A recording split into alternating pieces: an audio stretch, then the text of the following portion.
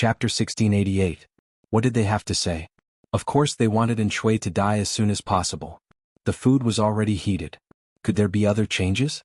The 5 million salted fishes complained about the plot as they ate their melons. They'd finally had a good time after holding back for so long. If Shui didn't die, wouldn't it be the same as eating back the shit they'd painstakingly excreted? If that was the case, there would probably be another batch of salted fishes who'd turned from fans to haters. Carefree hee. I hope Shui dies as soon as possible. Tongtong's girl, there are so many people from all walks of life in the streaming room, but I don't like Shui. Let him die. Xingyue Tinyun, streamer, don't forget what Shui did when he conquered the southern barbarians. Even if the southern barbarians deserved to die, Shui's methods were too despicable. If you keep this guy around, he'll bite you when you let your guard down sooner or later. Xiao Wangyang, like. Shui is a ticking time bomb. He can't compare to Huang Song and Yang Tao. If Shui can live even after surrendering, then I'll feel wronged for Su Bei and Su Fei. They're much more likable than Shui. Even though the Su brothers committed suicide after their defeat and didn't die directly at Jiang Pingji's hands, they were still better off than Shui. If someone like Shui could live, the two brothers would be filled with regret if they found out. The salted fishes had a unified opinion. The streamer could go wild, but Shui had to die. Jiang Pingji didn't give any explanation to the salted fishes' discussions. Instead, she paid close attention to the reactions of the civil and military officials. Yang Tao was a straightforward person. He was about to speak when his friend secretly pulled on his sleeve. He was about to stand up. What's wrong, Xiaoyang? Yang Tao asked his friend with his eyes, but the other gave him a shut-up look. Anyone can speak up about this matter except for you. Don't interfere. Just be a listener. Yan Lin had been woken up in the middle of the night for a meeting, but his mind was as clear as ever. He could see the situation clearly. Why? Taking advantage of the distance, Yang Tao lowered his voice and talked to his friend. He had to get to the bottom of it. Yan Lin said confidently, the Duke of Lanting has no intention of letting Shui live. It's impossible to recruit him. It's not the right time for you to go up there and say anything. Yang Tao was also a vassal who had surrendered. Even if he had no intention of stirring up trouble now, a superior would always be on his guard. If Jiang Pingji managed to get them to surrender every time she fought, she would definitely treat the feudal vassals well in order to show her benevolence in the future when the world was settled. Not only did he have to be treated extremely well, but he also had to be given a certain title, such as a king with a different surname. It would be fine if they kept to themselves, but as time went on, this group of people would secretly join forces to cause trouble. Jiang Pingji was not stupid. Why would she leave so many hidden dangers for herself? Huang Song had been summoned to surrender, and he had signed an oath of alliance to restrain him. Yang Tao had been summoned to surrender, and he had been given an important position as an exception. Then what should he do with Shui, who had been summoned to surrender? This was one of the reasons.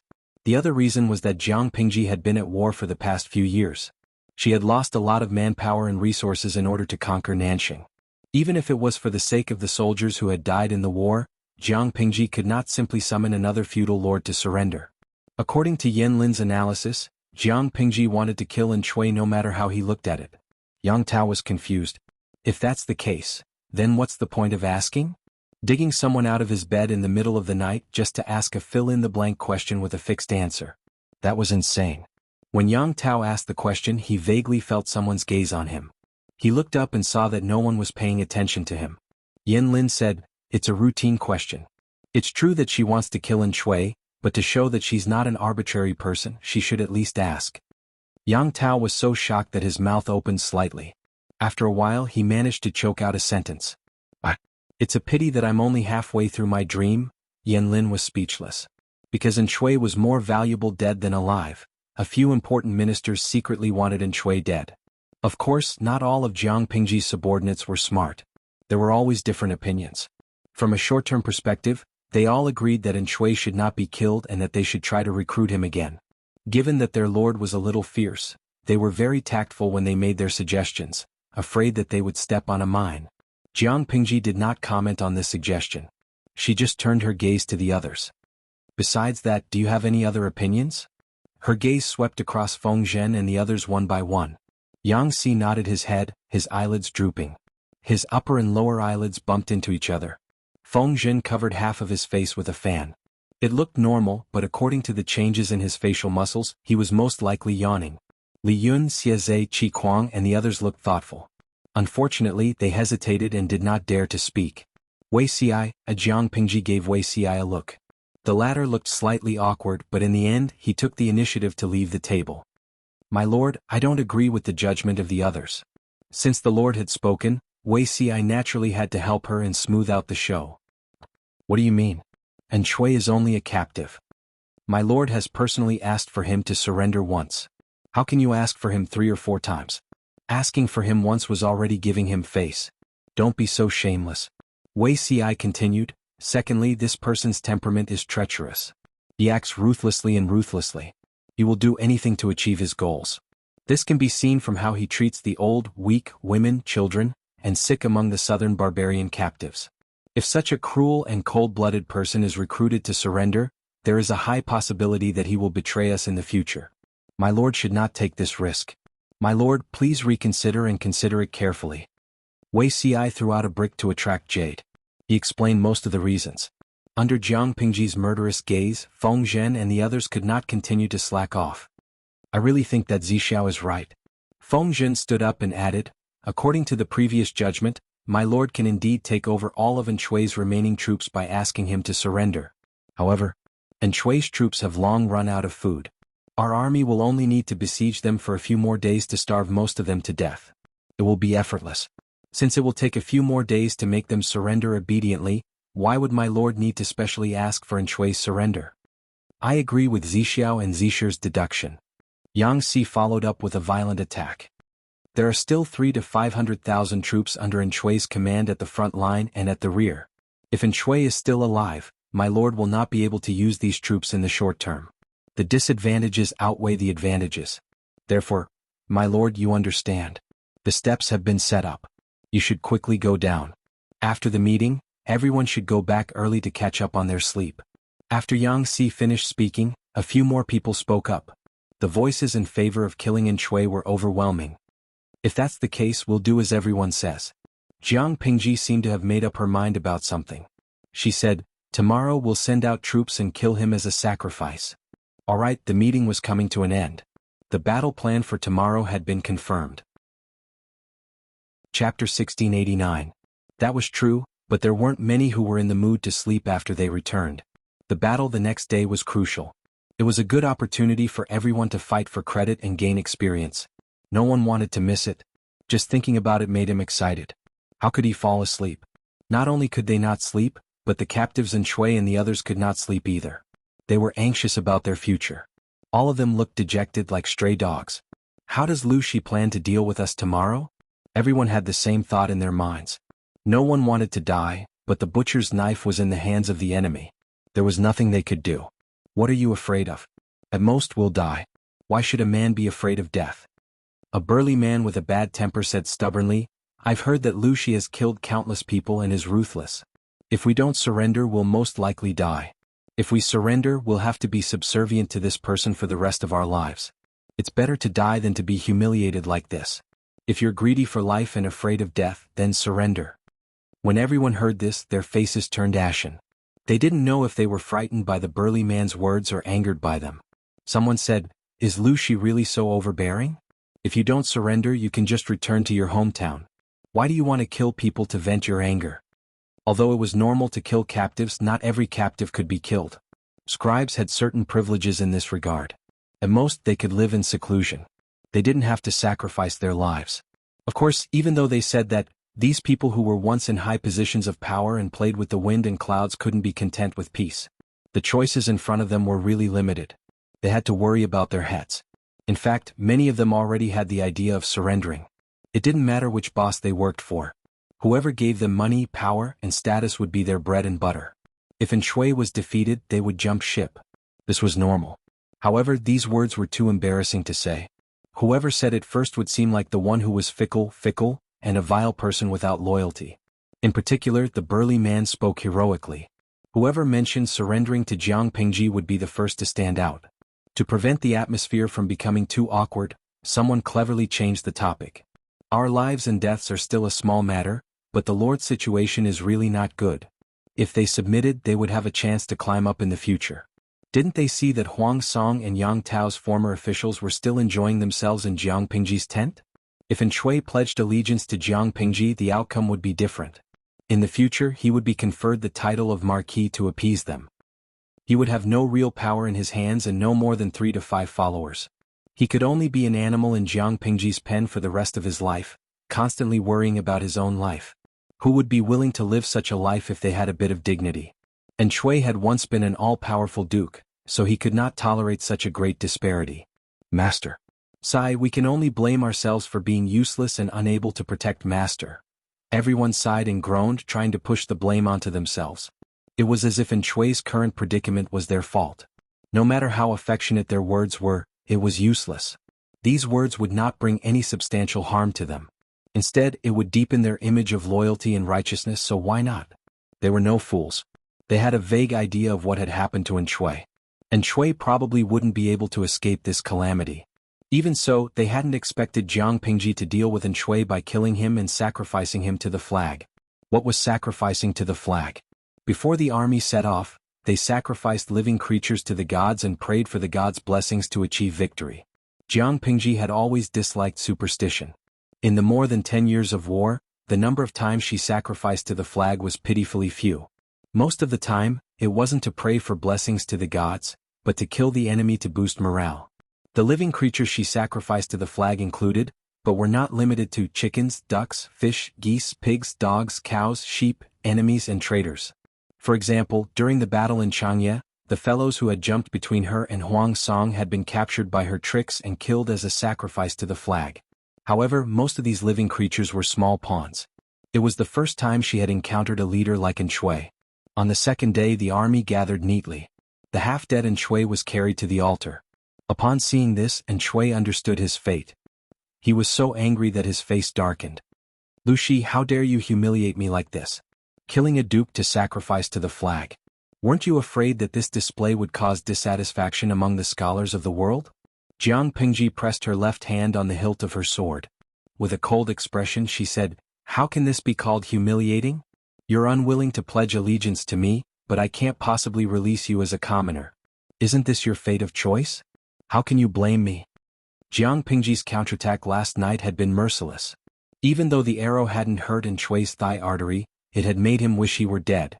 Later, when the medics pulled out the arrow to stop the bleeding, he fainted from the pain. After a round of torment, he had lost half his life. Now that he had been captured and brought to the altar as a sacrifice, Shui's spirit became more and more dispirited. His angry questioning just now was more like the final radiance of a setting sun. No matter how angry Shui was, he couldn't change the fate of the loser. Someone had gagged his mouth with a dirty handkerchief, and he was forced to kneel on the ground. With the posture of a sinner, he showed his sorry state to the thousands of soldiers below him. His opponent, Jiang Pingji, accepted everyone's worship and submission to her as a ruler. Shui's hands were tied behind his back with hemp rope. His shoulders were suppressed by 2 burly men on his left and right. His head, which was usually held high, had no choice but to hang down. No matter how he struggled, he couldn't move an inch. Apart from causing the wound on his thigh to open up and blood to flow, he didn't gain anything else. After an unknown amount of time, perhaps an hour, perhaps only half a cup of tea's time, a blinding white light flashed before his eyes. Shui subconsciously shrunk his head. He closed his left eyelid, which had been hit by the white light, and used his right eye to see the source of the white light. It turned out to be the saber at Jiang Pingji's waist. The morning sun rose slowly from the east. The saber in her hand fell. With a flash of white light, Shui's head was separated from his corpse. Fresh blood sprayed onto the altar like a pillar, dyeing it scarlet. The soldiers who witnessed this scene let out a tsunami of cheers. The Lu flag fluttered in the wind, forming a sea of red. The army has set out for battle. We wish you all a triumphant return.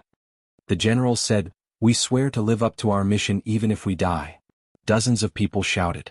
Their voices reverberated in the drill ground, stirring up waves of hot blood and making one's heart surge. There was no need to elaborate on the outcome of letting a group of jackals, who had been boosted by morale, go on a punitive expedition against a group of stray dogs with low morale and a lack of food and rations. After this battle, Jiang Pingji defeated Shui's remaining army of more than 200,000 with only 100,000 troops. She achieved a complete victory. The three armies continued south along the river, heading straight for Shui's lair. 2/3 of Nanxing had fallen into Jiang Pingji's hands. The enemy troops along the way had little power to resist. Chapter 1690. When there was no tiger in the mountain, the monkey was king. This was probably referring to the Xichang Emperor concubine. Ever since the young master committed suicide, Huayuan rarely visited the Xichang Emperor concubine. No one knew what he was busy with every day, and he was very mysterious. Without Huayuan's interference, the Xichang Emperor concubine's days were very comfortable. All the servants in the mansion treated her as their most precious treasure. The old officials would often send their wives over to visit her, and the gifts they gave her were all precious and rare. The days of being worshipped and fawned upon by others was before the fall of Xichang Kingdom. The Xichang Emperor concubine regained the feeling of being above everyone else and almost forgot all the unhappiness and hardships she had suffered. However, she was soon unable to be happy. The delayed pregnancy almost caused her to lose her form. Nausea and vomiting, dizziness and fatigue, drowsiness and salivation. One symptom after another found her and took up almost all of her energy. When she finally got used to it, her swollen legs and ugly marks on her stomach made her feel disgusted. The first time she felt the movement of the fetus, this disgust reached its peak. Looking at her balloon-like belly, the Xichang Emperor concubine would often wake up from nightmares. In her dreams, she would dream that she had given birth to a monster with 3 heads and 6 arms. This monster had 3 eyes, 4 mouths, and each foot only had 2 toes. It could speak the human language the moment it was born. Every time she had nightmares, this monster would use its limbs to burst open her belly and climb out with a hideous smile. It would open its mouth and devour her organs clean. Every time she woke up screaming, she would realize that she was covered in cold sweat and her stomach was in pain. The doctor did not dare to use strong medicine because the fetus in her belly was too precious. He could only use a mild sedative to help her sleep. After a few days of rest, the nightmares and night sweats had clearly weakened. The maid carefully asked for her opinion. "Madam, the weather is very good today. Do you want to take a walk in the courtyard?" The Xichang Emperor concubine slept until dawn, which was a rare occurrence. Her irritable mood had greatly improved, and the maid who served her also heaved a sigh of relief. If this continued, they would go crazy before the Xichang Emperor concubine gave birth. Emperor concubine Xichang had eaten an exquisite breakfast and was in a good mood. When she looked up and saw the golden sunlight shining down from outside, she was instantly excited. With one hand on her waist and the other on her round belly, she walked slowly with the help of her maid. As her body was too heavy, Xichang's Empress concubine felt tired after walking one round. She returned to the house and leaned lazily against the table. In order to pass the time, Xichang's Empress concubine deliberately looked for a maidservant to chat. "Is there anything new out there recently?" The maid thought about it carefully and said, "I didn't hear anything special." "What about Counselor Hua?" The Xichang Empress concubine probably felt that her question was too straightforward, so she pretended to hide it and explained, "He is, after all, the most valued minister of the old master. The old master is fighting on the front lines and the matters in the rear, including the mother and son, are entrusted to him. That is why I asked this question. I don't know why, but I've been so flustered these past few days. I've been having nightmares about terrible things in the middle of the night." Of course, Xichang's Empress concubine would not say that she had dreamed of giving birth to a monster. Instead, she said that she had a nightmare because she was too worried about Shui. The maid did not suspect anything. She said, "Counselor Hua? I've heard a little about it. I've heard that Counselor Hua hasn't been himself lately." Xichang's Empress concubine's eyebrows twitched. "What's not himself?" Usually military Counselor Hua was gentle and courteous. However, after the young lord passed away, he seemed to have changed into a different person. Not only was he irritable, he even whipped the servants who made mistakes to death. The maid, who did not know the inside story, could not help but sigh. "That's true. Counselor Hua has been young master's disciple for many years. If the young master commits a mistake and is trying to escape punishment, Counselor Hua will definitely be affected." The maid was straightforward and almost said that the young master had committed suicide to escape punishment. This was a taboo that everyone kept to themselves. If she said the wrong thing, she would lose her life. Fortunately, she stopped in time, and Xichang's Empress concubine did not blame her for speaking out of turn. That was how she managed to keep her life. Xichang's Empress concubine revealed a hint of mockery. Shui's adopted young master had died at Huayuan's hands. It was good enough that he did not wake up laughing in the middle of the night. How could he be sad? As for the maids easily angered and whipping, these changes were not a huge change in temperament in Xichang's Empress concubine's eyes. It was clear that Hua Yuan had revealed his true nature. He was finally willing to tear off the mask of a gentleman that he had maintained for so many years and return to his true self. Apart from that, is there nothing else? Xichang's Empress concubine stroked her belly from time to time. She felt sleepy. The gossipy maid revealed a troubled expression. Xichang's Empress concubine caught it and said, "If there's anything, just say it. Don't beat around the bush and be secretive. It's better if you say it now. It's better than if I somehow hear it in the future and alarm the little ancestor in my belly." The maid gritted her teeth and said, "Madam, I heard some bad news 2 days ago. It said that the situation at the front lines is not good." Xichang's Empress concubine's heart tightened as she asked, "Not good? How is it not good?" "How would I know? I only heard it from a martial artist with some connections. I'm not too sure about the specifics." After the maid finished speaking, she pleaded, "Madam, these things cannot be spread. If the head nanny finds out, I'll lose my life." Xichang's Empress concubine replied casually, "I know. I won't tell anyone." She thought that the situation at the front lines was not good. That was also within Hua Yuan's plans, so she was not worried at all. Who would have thought that Hua Yuan was already a complete lunatic? Others could not predict his next move at all. His operations were a mystery. When the news that An Shui had been killed by Jiang Pingji as a sacrifice came back, Xichang's Empress concubine was still dumbfounded. "Who did you say died?" Xichang's Empress concubine held her belly with one hand with difficulty. She grabbed the maid's hand with the other, her long fingernails digging into the maid's flesh. The maid's expression was hideous from the pain, but she did not dare to scream or shake off Xichang's Empress concubine's hand. She could only grit her teeth and hold on. The messenger paused, and his voice could not help but lower. "Our lord is dead." Dead? And Shui was dead? Even though Xichang's Empress concubine was already mentally prepared, she was still shocked when she heard the news. No matter how bad An Shui was, he was Xichang's Empress concubine's greatest support at the moment. Her support had suddenly fallen. She was a sensitive and thoughtful pregnant woman, so her state of mind was naturally different from that of a normal person. How did he die? The messenger did not seem to want to answer this question, but he had no choice but to. After all, An Shui's death was too humiliating for a noble. Chapter 1691. But no matter how vague it was, it could not change reality. 2/3 of Nanxing had fallen into the hands of the enemy, leaving her and her child with only 1/3 of the territory and the barren land of the southern barbarians. Now they had to face the pressure of the enemy. It was hard to say if they could keep this bit of territory. 2/3 of Nanxing was in the hands of the enemy, leaving her and her child with only 1/3 of the territory and the barren land of the southern barbarians. The current situation was set up by that bastard Hua Yuan. He should have a backup plan, right? The Xichang Emperor's concubine felt uneasy. She had sacrificed everything in exchange for a few short months of peace. She did not want to go back to her days of wandering. As the Emperor's concubine, she was born into a noble family. How could she live a life worse than that of a commoner? And Shui was dead. The only person she could rely on was Hua Yuan. Little did she know that the outside world was also in a mess. The complexity of the situation was not something a woman trapped in the inner courtyard like her could imagine. In order to eliminate dissidents, Hua Yuan had secretly forced many people to die.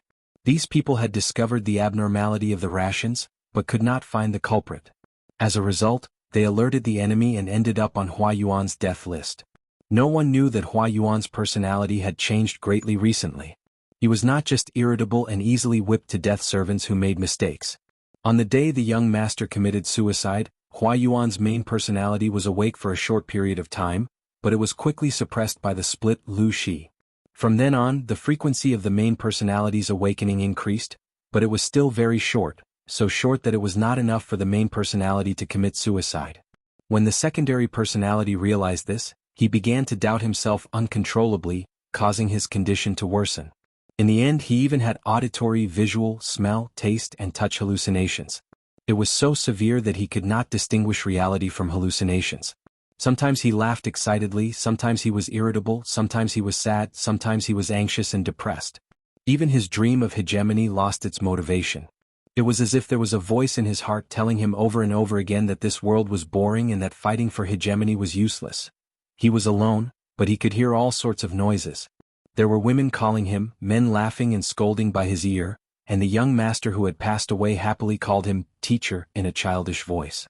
He could still hear Shui calling his name in a dignified voice in his dreams, and people he didn't know chattered by his ear without end. In a trance he might see a familiar person waving at him from the end of the road, but when he washed his hands with cold water, he felt like he was being burned.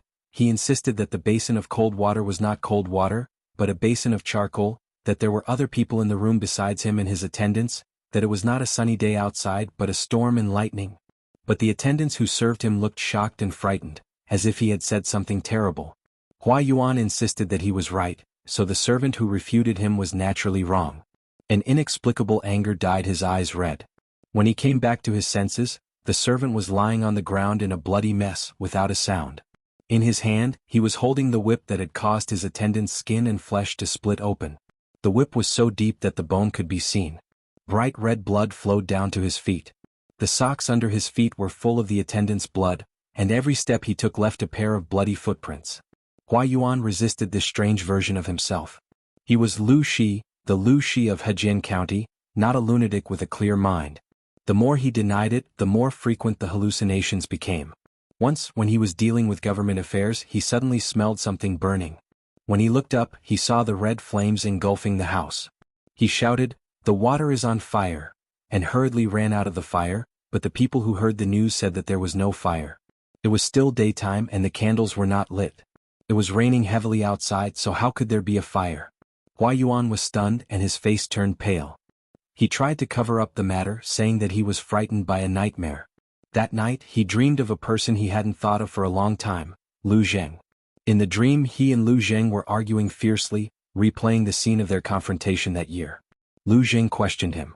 His every word was powerful and resonant. "Do you really think you are Lu Shi? You are just a figment of Hua Yuan's imagination after he lost his mind." Hua Yuan was so angry that he wanted to pull out a knife and chop Lu Zheng's mouth. "If you are Lu Shi, why don't you think about your experience since you were young?" Hua Yuan refused to admit it. Although his memory of the past was very blurry, he thought that it was because he woke up in a stranger's body. As long as he took back his body and identity, everything would get better. "You say you are Lu Shi, then do you remember that when I was studying in Langya County, I drank with you at the mountain-gazing pavilion? What did you and I talk about in that pavilion?" "You can't answer because you are not Lu Shi. You are Hua Yuan from Nanxing Ningzhou." "No." Hua Yuan clenched his molars and silently refuted Lu Zheng's bewitching words. "You have parents, older brothers, twin brothers, who died young. Parents passed away due to an epidemic. Your property was taken away by your uncle and aunt. They raised you. You are weak and married a slut. This woman had an affair and gave birth to a son and a daughter. However, the other party was relentless." His voice was like the ubiquitous air and the most vicious curse, firmly occupying Hua Yuan's ears. "You are not Lu Shi at all. You are a lunatic who has lost his mind but doesn't know who he is." "I am not." Hua Yuan roared as he sat up straight. The sleeping clothes he was wearing were already drenched in sweat, and his long hair seemed to have been scooped out of the water. "I am not. I am not. I am not." He grabbed the sword on the shelf and pulled it out with a swoosh. He waved it everywhere as if he had gone mad. The servants on night watch outside heard the commotion and did not dare to enter the room to take a look. When the sun rose the next day, the servant heard the commotion in the room and finally opened the door with trembling hands. Hua Yuan's bedroom had been smashed to pieces, and almost nothing in the room was intact. The servant's heart trembled as he carefully looked for Hua Yuan. In the end, he found the other party in white sleeping clothes walking out of the corner. He was so scared that his eyes almost rolled back. "When is it?" Hua Yuan looked dispirited and his voice was hoarse. He looked like he had overindulged after taking a few women at night. Seeing that Hua Yuan was still conscious, the servant whispered, "It was just the beginning of the morning." "The beginning of the morning?" That was still very early. Hua Yuan asked the servant to prepare hot water for him to wash up and change his clothes. After eating breakfast he went to work. He had not even warmed his seat when he received the news that Shui had died. Shui had died. Logically speaking, Shui was Hua Yuan's imaginary enemy. Hua Yuan should be cheering in his heart even if he did not show any joy on his face. In the end, "Is there a leak in the room?" He looked up. The roof was fine. Chapter 1692.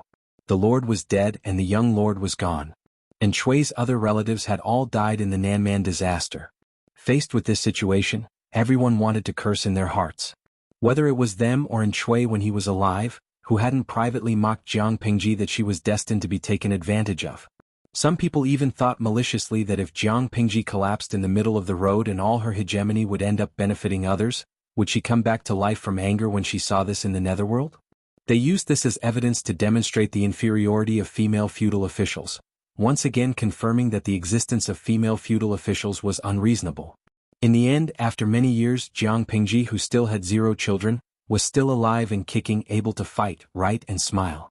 What about Shui? Shui was dead, and the heir who was about to come of age was gone. His hegemony was about to end. Oh, that was not right. The Xichang princess still had Shui's posthumous child in her womb, so it could not be considered as the end of the line yet. However, what use could a baby who was not yet born and whose gender was unknown be? Could it be that they should work together to resist foreign enemies and wait for the child to be born before worshipping him as master? From the child's birth to adulthood, it would be a full 20 years. The key was that the child's aptitude was unknown. The late Lord Shui passed away suddenly, and he did not have the chance to appoint a minister to entrust the child to before he died. Hearing this, perhaps someone would ask questions in a good mood. Didn't Shui think highly of Hua Yuan than Lu Zheng? If he were to choose who to entrust the child to, these two would undoubtedly be the first choice. That being said, if Shui did not personally appoint them, who would be convinced? Even a fool would know that whoever became the minister would temporarily exercise authority on behalf of the Lord. He was not a feudal official, but he was better than a feudal official. If the minister was more ambitious, it was possible to seize power and occupy the late Lord's estate. Even if Shui's estate was in a precarious state, it could not stop the greed of people. In the face of a big enough temptation, there would always be people who liked to abandon their brains and choose to think with their bare eyes. With both external and internal troubles, the Xichang princess, who thought she was in a stable position, panicked. Once the news of Shui's death came, the wife of the minister who attended to her every day did not come, as if they had a tacit understanding. Not only that, but the servants who served her were also somewhat neglectful. They were not as careful as before. This gave the Xichang princess an ominous feeling. With a big belly, she visited Hua Yuan in the middle of the night to find a solution. In the end, she didn't see Hua Yuan.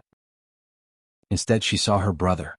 After Xichang's Empress concubine successfully got pregnant, the siblings reduced their private interactions.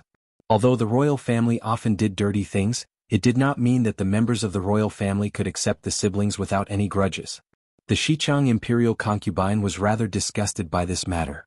If not for the sake of survival and long-term considerations, she would not have easily compromised with Hua Yuan. Meeting again after several months, the atmosphere between the brother and sister was a little strange. However, no matter how awkward it was not as important as her own life. Xichang's Empress concubine hurriedly asked her brother. The Prince of Xichang looked much healthier than the last time they met. However, he had not rested well in recent days and looked listless. I'm afraid we've fallen into Hua Yuan's trap. The Prince of Xichang looked at his sister sorrowfully with a heavy sense of exhaustion. Emperor concubine Xichang's heart tightened. A trap? What?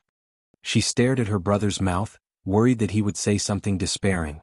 We were too naive at the time and underestimated the viciousness of the human heart. That's why we were deceived by Hua Yuan's flowery words, the Prince of Xichang said tiredly. Shui is dead. The young master is dead. Other than the one in your womb, Shui does not have a single bloodline on the surface. Logically speaking, everyone should treat this bloodline as their master and let Hua Yuan be an important minister. Hua Yuan will be able to rightfully control power through you and your child. Although she would be a puppet by doing this, at least she would not have to worry about food and clothing. In the future, when her child grew up, Xichang's Empress concubine could use their mother-son relationship to pull her child to her side. She could work hard to make Hua Yuan a mere figurehead and burn the bridge after crossing it. In the end, she would be able to make a comeback. Xichang's Empress concubine was stunned. She pretended to be calm. Isn't that the case? This plan seems to be going smoothly, but in reality there are 3 prerequisites. What prerequisites? First, the power that Shui left behind must be strong enough to last until your son grows up. Xichang's Empress concubine was speechless. With Shui's death, his power was on the verge of collapse.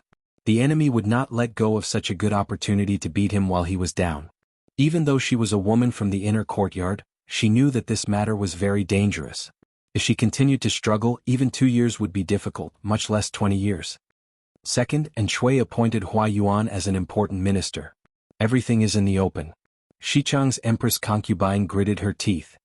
But that person is already dead. He left nothing behind. And Shui had died too quickly. Not only had he buried hundreds of thousands of soldiers with him, he had not left behind any arrangements for a successor. No, I still have this. The Empress concubine caressed her belly as if she was clutching at her last straw. The prince asked her, "Who says that Shui's bloodline will definitely inherit Shui's legacy?" The Empress concubine was stunned by the question. "You say someone will usurp the throne?" The prince sighed. Since ancient times there have been many magnanimous dukes who, for the sake of the bigger picture, entrusted their legacy to important ministers. That's how it was recorded in the history books, and it led to a beautiful conversation between ruler and minister. Of course, there are also those who are thick-skinned enough to openly usurp power under the banner of completing the unfinished ambitions of the previous ruler. You and I were too naive before. It's too late to understand now. Top tacticians could understand the details immediately, but the siblings did not have the brains and carelessly fell into Hua Yuan's trap. The Empress concubine's face paled. And third, and Shui's old ministers are loyal enough. They will not harm you and your son for their own selfish desires. This was very difficult. These old ministers were already restless. Although they did not put their selfish desires on the surface, they still gave themselves away. The Xichang prince had thought that the first person to become restless would be Hua Yuan. He had not expected it to be Shui's other old ministers. These old ministers usually did not have much of a presence, but they were experienced and had outstanding family backgrounds. They belonged to the hidden faction of power. On the other hand, Hua Yuan, this guy had not made a move. It was really illogical. At present, the greatest danger that Xichang's Empress concubine and her son faced was not from Hua Yuan, but from those old ministers who coveted Shui's legacy. The siblings had thought of things as a matter of course. When the truth was laid out in front of them, they were all dumbfounded. When Xichang's Empress concubine heard this, her delicate body could not help but tremble. She asked him in a sobbing voice, "Royal brother, then what should we do?" The prince was also in despair. Right now, the only one who can protect us is Hua Yuan, but he, the Empress concubine hurriedly asked, "What happened to him?" Ever since he lost his student, his mind has not been very clear. He often speaks crazily and whips people at the slightest provocation. The Empress concubine said in shock, "How could this be? That young master was personally plotted against and forced to death by him. Now he's acting crazily. What was he doing earlier?" The prince shook his head. "I don't know."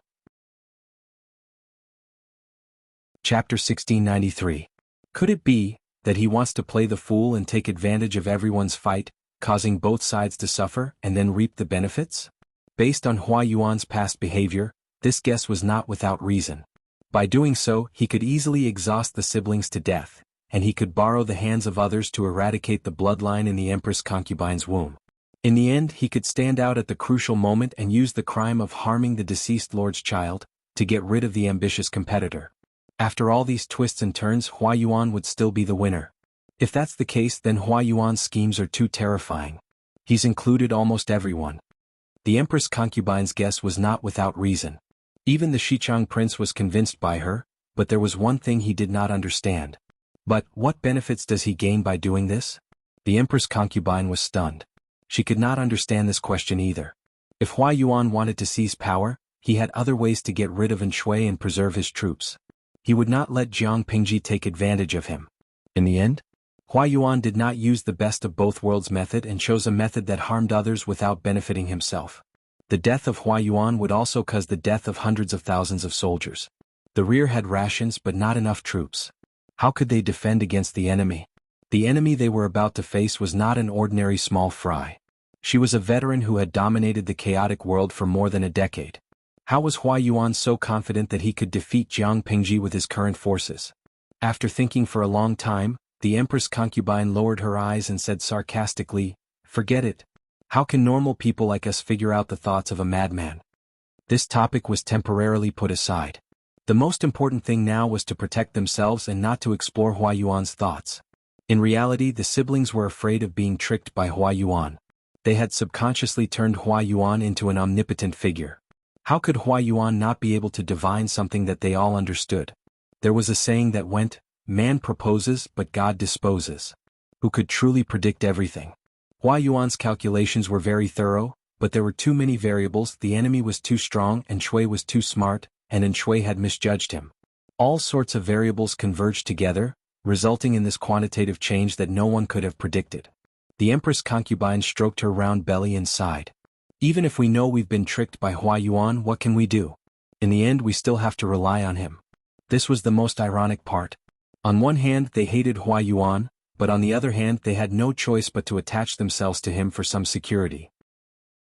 The Empress concubine lowered her head, and naturally didn't see the prince's complicated expression and the humiliation he was bitterly suppressing. The atmosphere between the brother and sister was strangely stagnant. They looked at each other and tacitly avoided the common wound in their hearts. The prince said, "We were counting on him, but he wanted to abandon us." The Empress concubine wasn't discouraged. "Convince him and we still have a chance to live. Everything has to be tried to know the result." None of the old officials Shui had left behind were reliable. When the Empress concubine thought of this, she gnashed her teeth in hatred. Shui had died not long ago. His corpse hadn't even gotten cold, yet these old officials were already impatiently fighting for power. Not only that, but they also wanted to harm their lord's posthumous child. Such a despicable act was simply unheard of. "I can't see him either. These few days." The Xichang prince shook his head. He suddenly thought of something and said unwillingly, "These 2 days Hua Yuan's whereabouts are a mystery. He's pretending to be crazy again and no one is keeping a close eye on him. Who knows where Hua Yuan ran off to? Sometimes he's crazy and sometimes he's sober. He doesn't even recognize the old servant that has served him for many years. I've tried to visit him several times but he's been blocked outside." The Xichang prince who lived in Hua Yuan's manor hadn't even seen him, much less the Xichang Empress concubine. The Empress concubine's face was deathly pale. "Is Hua Yuan sincerely avoiding us and refusing to see us?" If Hua Yuan really did close the door and refused to see them, didn't that mean he was determined to abandon them and watch them die? The prince was hesitant. The Empress concubine said, "Imperial brother, if you have something to say, just say it. At this time there's no need to avoid it. We can't rely on Hua Yuan, but there's one person who might be able to help us. At the very least he can protect you and your mother's lives." When the Empress concubine heard this, her amorous eyes lit up. She hastily asked who it was. The prince spoke of a person the Empress concubine didn't expect. He said, "Lu Zheng Lu Xiaoyin." This person was originally Shui's most valued strategist in the early days. Later Hua Yuan fought with him and he lost. That's why he lost favor with Shui. Even so, Lu Zheng still has some prestige in Shui's camp. If he's willing to protect the late master and Shui's posthumous son, you and your mother will most likely be able to survive this calamity. The Empress concubine didn't know much about Lu Zheng. She only knew that he existed, but she hadn't had much contact with him. Will that work? The Empress concubine hesitated. She was afraid of jumping out of Hua Yuan's pit and into another pit. The prince said, "I've asked around in private. Lu Zheng was of humble birth, but his character is respectable. He doesn't have the disdainful flaws of those poor scholars. And Shui treated him so well, yet he never changed his mind and submitted to anyone else. He's clearly a loyal and devoted person. And Shui is already dead.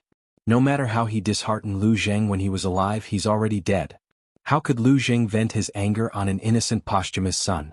If you ask him for help, there's at least a 70% chance that he'll protect you and your mother, if not 100%. The Empress concubine was tempted by his words.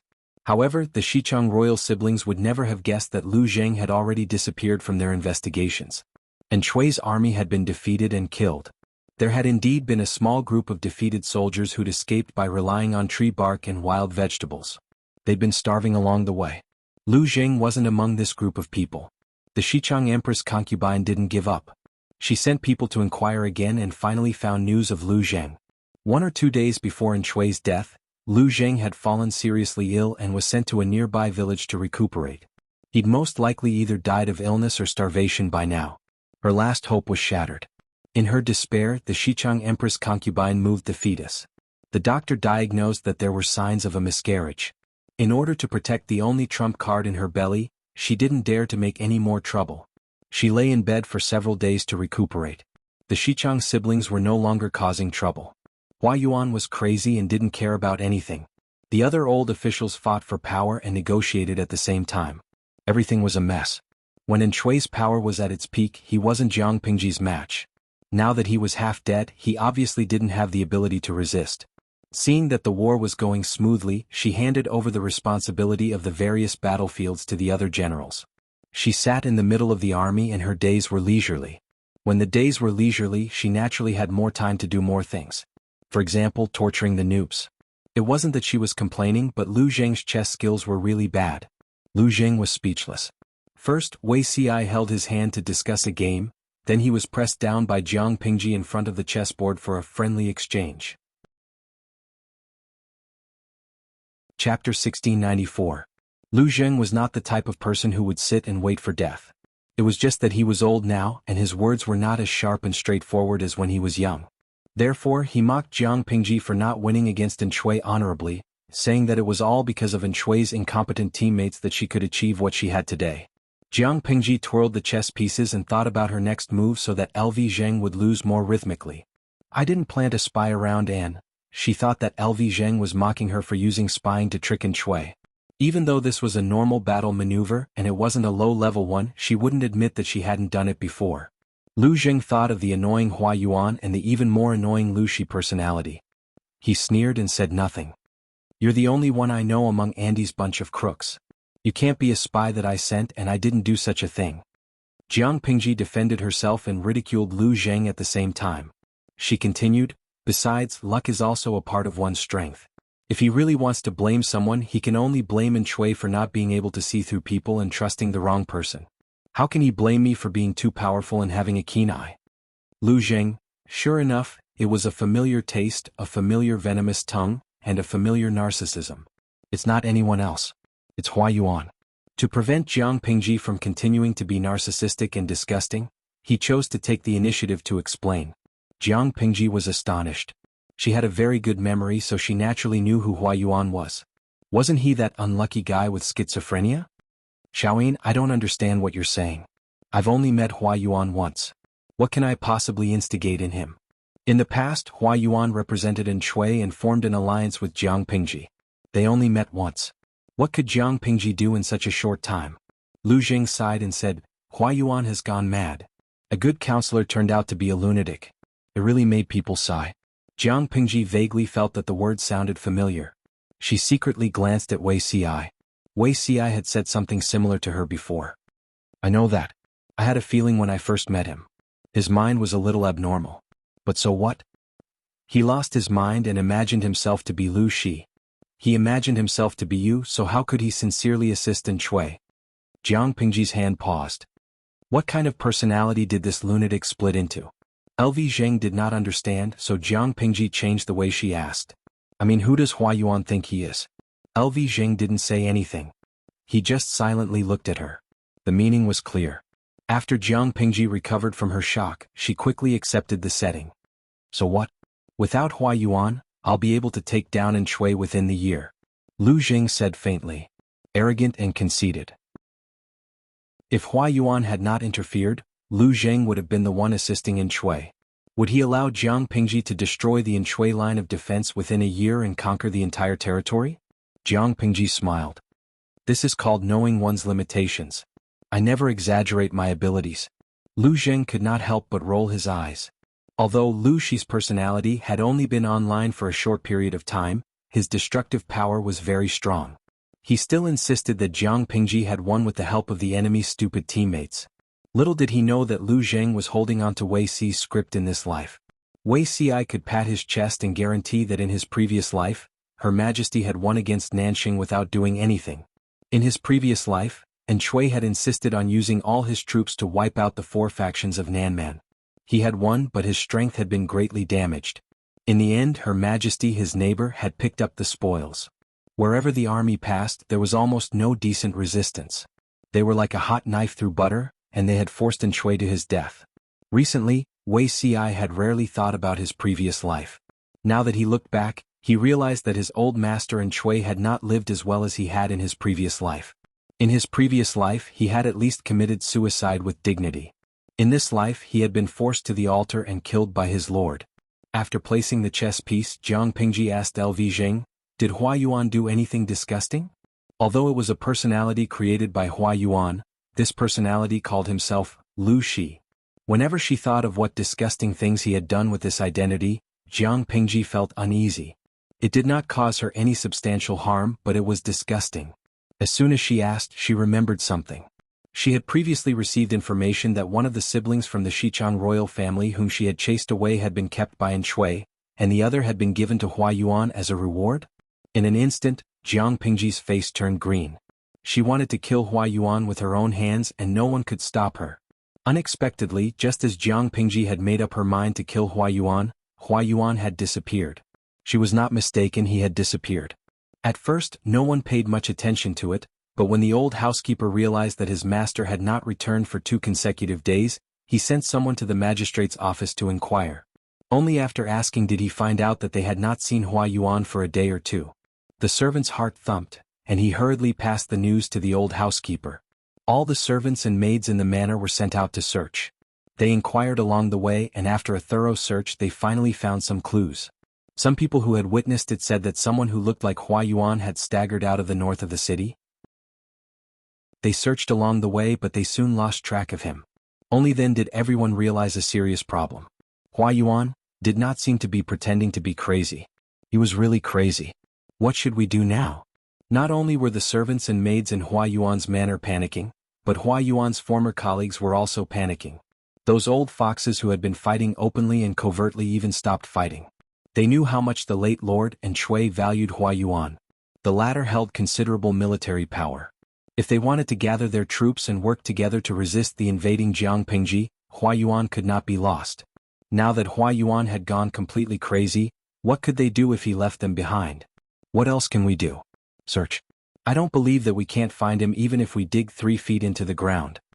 Heaven always failed those who tried. After half a month they still could not find Hua Yuan's whereabouts.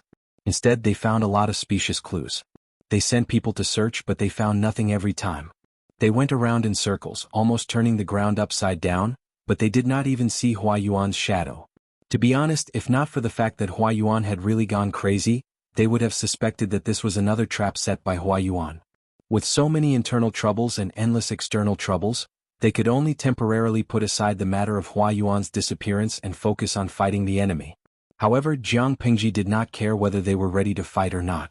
She fought wherever she went and she did not stop along the way. She was like a hot knife through butter. The old officials in Shui's camp were not blind. In fact, they were better at protecting themselves than anyone else. Seeing that the situation was hopeless and that Jiang Pingji was destined to win, they planned to lead their troops and surrender before Jiang Pingji used force to break open the city gates. Was surrendering something shameful? Of course not. This was called obeying fate. Autumn had just arrived that year, and the city gates of Shui's old nest were open to welcome the new lord. To show their sincerity, they presented Jiang Pingji with a gift that had a special meaning. Looking at the Xichang princess's pregnant belly, which was about to give birth, Jiang Pingji's expression changed. Using a pregnant woman and a posthumous child of the late lord to ask for credit from the new lord was really a cunning move. Chapter 1695. Who is this? The Xichang emperor's concubine was already very pregnant. Her stomach was so heavy that she needed to support it with both hands to feel better. Jiang Pingji pretended not to recognize her, but the salted fish in the streaming room really could not. Jingguang Xingjiji, this lady looks familiar but I can't remember where I've seen her before. Does anyone remember her? Candy Factory, she looks familiar too. Although she's very swollen during pregnancy, her facial features are quite beautiful. Her actual appearance should be pretty good, right? The number of pretty girls in the streaming room can be counted on one hand. With such good looks she shouldn't be unknown. The power of 5 million salted fishes was not to be underestimated. There were always a few salted fishes with better memories. Host marry me, wait I remember now. No wonder she looks familiar. She seems to be the Xichang emperor's concubine. Someone recalled it and gave a hint, but most of the salted fish were still in a state of confusion. Who was the Xichang emperor's concubine? Was she famous? However, just by hearing the title Emperor's Concubine, one could tell that she came from a noble background and had an extraordinary status. After following the map, everyone finally matched the Xichang Emperor's concubine with some memories that were thrown in a corner. Many people suddenly realized that it was her. 200 kilograms salted fish, the Xichang Emperor's concubine? I have some impression of this woman. How did she become like this? Back then, there was a salted fish who participated in Dream of 1,000 Years, and became the guard that escorted the Xichang Emperor's concubine and the Xichang Prince. The salted fish in the streaming room also saw the fairy-like siblings through the perspective of Dream of 1,000 Years. They both had faces that made people want to fall in love at first sight. It had only been a year since they last saw each other. How did the Xichang Emperor's concubine become like this? Actually, it was not difficult to guess. The Xichang Emperor's concubine was now Enchui's concubine. She was pregnant with Enchui's posthumous child. She was considered a rather special prisoner of war. Jiang Pingji did not intend to make things difficult for her, but she could not stop a few of Enchui's former officials from taking a shortcut. They took the initiative to present the Xichang Emperor's concubine to take credit and flatter her. Pregnancy was a very difficult matter. Xichang's Empress concubine's pregnancy was not very stable. In addition, she was constantly worried that her child's bloodline would be exposed, so her pregnancy was even more difficult. So many changes had happened in the past few months that she was on tenterhooks even in her dreams. As a result, she looked haggard and old. Her face was swollen several times, and the fat piled up on her double chin. Her thick neck made her collarbone disappear, and her red phoenix eyes were squinted. Where was the fairy-like face that made people fall in love at first sight? If it weren't for the fact that his facial features still had traces of being at the peak of his attractiveness, even if 5 million salted fish gathered together, they wouldn't be able to guess who he was. Without batting an eyelid, Jiang Pingji took the initiative to present the surrendered officials of the Xichang Emperor concubine as an explanation. This person was originally a concubine of the Xichang royal family. She was later taken in as a concubine by the late Lord Enchui. The child in her womb is the late Lord's posthumous child. Hearing the surrendered officials say this, the expressionless Xichang Emperor concubine finally reacted. She covered her face with her empty hand as though she could not bear it. Jiang Pingji looked away. Enchui's posthumous son? I thought that you would care about the relationship between the ruler and the subject and preserve the last of his bloodline. The expressions of the surrendered officials suddenly changed, as if they had been painted with a thick layer of white paint. They'd only heard that Jiang Pingji was difficult to deal with, but they didn't expect her to be so harsh with her words. She didn't leave them any face at all. What she'd said just now was just short of pointing at their noses and scolding them as heartless and unscrupulous villains. For a moment, their faces were a little hot, as if they'd been slapped a few times in the face in front of the world. However, the older, the wiser. They were all people who were used to great storms and waves. Their mental fortitude was rather strong, and they wouldn't change their expressions because of this. Not only would they not change their expressions, but they would also find a suitable excuse to save some face for themselves in the shortest time possible. Why had they offered Enchui's concubine and posthumous son? It was all for their new lord Jiang Pingji. Since Jiang Pingji was the person destined by the heavens, even if Enchui was their former lord, they had to look up to a wise lord. Whoever the heavens had chosen to be the true dragon emperor, they should follow the will of the heavens to assist that person. How could they do something that went against the will of the heavens because of a wrong relationship between the ruler and the subject? Moreover, since Jiang Pingji was the true dragon emperor, she had a heart that could accept all rivers running into the sea. How could she be so petty that she couldn't even accept the posthumous son of a defeated opponent? They offered Enchui's concubine and posthumous son, naturally, not to take credit and curry favor. Regardless of whether she could accept them or not, they'd said what needed to be said and done what needed to be done. They'd fulfilled their duties as subjects. The rest was Jiang Pingji's business. They were indeed old fellows who had lived a long life. They had a sense of propriety. If it had been someone else who had the bad habit of being overzealous, these words would have had a huge effect. Which person in a high position wouldn't like to listen to flattery? However, the person they were facing now was none other than Jiang Pingji. Jiang Pingji ignored the flattery of these old fellows and turned to ask about the age of the fetus in Xichang's princess's womb. The princess's voice was very embarrassed. She wished she could dig a hole and bury herself in it. She didn't know how she'd gotten to this point. The first time she saw Jiang Pingji, she was still the princess of a country and received courteous treatment. Now, however, she was the concubine of a defeated opponent. Naturally, she was a captive and an existence at the mercy of others. Jiang Pingji silently calculated the time in her heart. The other party was about to give birth soon. You are Enchui's concubine and you're pregnant with his posthumous son. I've never liked to make things difficult for the old, weak women and children. Enchui's bloodline is only left with this one in your womb.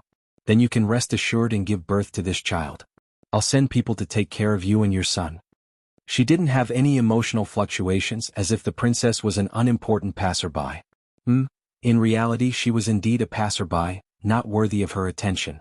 The princess had thought she was dead for sure. She'd never expected this outcome. If she could live, could the child in her womb also live?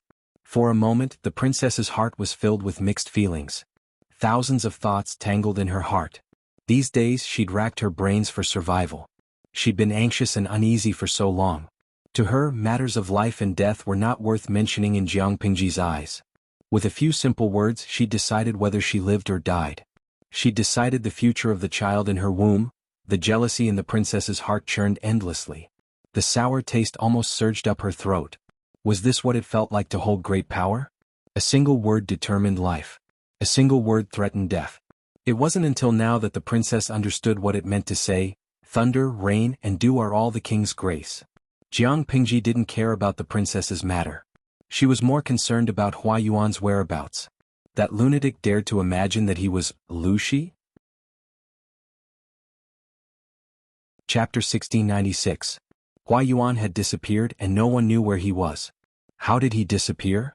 Jiang Pingji couldn't believe it. Hua Yuan, the troublemaker, had disappeared just like that?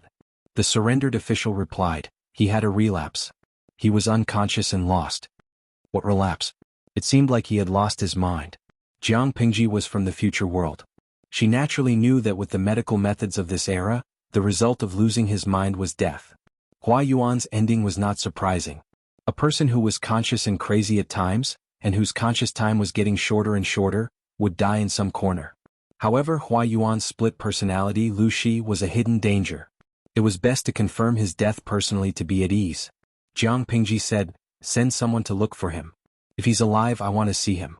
If he's dead, I want to see his corpse." The surrendered officials felt uneasy. Hua Yuan, who had already gone mad, made Jiang Pingji pay so much attention to him, but they who had performed meritorious deeds were given the cold shoulder. It was really unfair. Of course they didn't dare to say this out loud. There was no dissatisfaction on their faces. Instead they became more devout and obedient. Little did they know that Jiang Pingji wouldn't fall for it. She turned her head and said to Wei Ci and the others, "These people aren't useful. Let's observe them for a while. If they are obedient, let them do some trivial things. If they don't, let them go home and plant sweet potatoes." Although she hated them, these people could still be used. For example, they could do some trivial things. After all, Jiang Pingji was short of people. Nanxing's land area wasn't the largest among the 5 countries, but it wasn't the smallest either. If the land of the 4 factions of Nanman was included, it would be very significant. Behind the huge area was an urgent need for talents. Jiang Pingji could foresee how busy the following days would be. The original people in each of Nanxing's prefectures had to be screened. Those who could be used would be retained. Those who could not be used would be cleared out and replaced with new people. Because each prefecture had suffered from more than 10 years of war, the people's livelihood had withered, and the farmlands were abandoned. Many government agencies existed in name only. There were even local ruffians and local tyrants who relied on their power to become local tyrants. These were the stumbling blocks on the road to reconstruction. The project was huge. Jiang Pingji decided to deal with Nanxing first before going to Zhongzhou. She let Qiguan Rang and Sun Wen play first. Let's send out a recruitment notice and see how many people come to apply. This was like a recruitment notice. Those who were interested could apply, and those who weren't would just forget about it. However, the recruitment order in ancient times was a serious and sacred event, but Jiang Pingji made it seem like she was recruiting laborers. Job application? Feng Zhen's hand paused. Their lord often spoke terms that others didn't understand, and most of them were her own creations.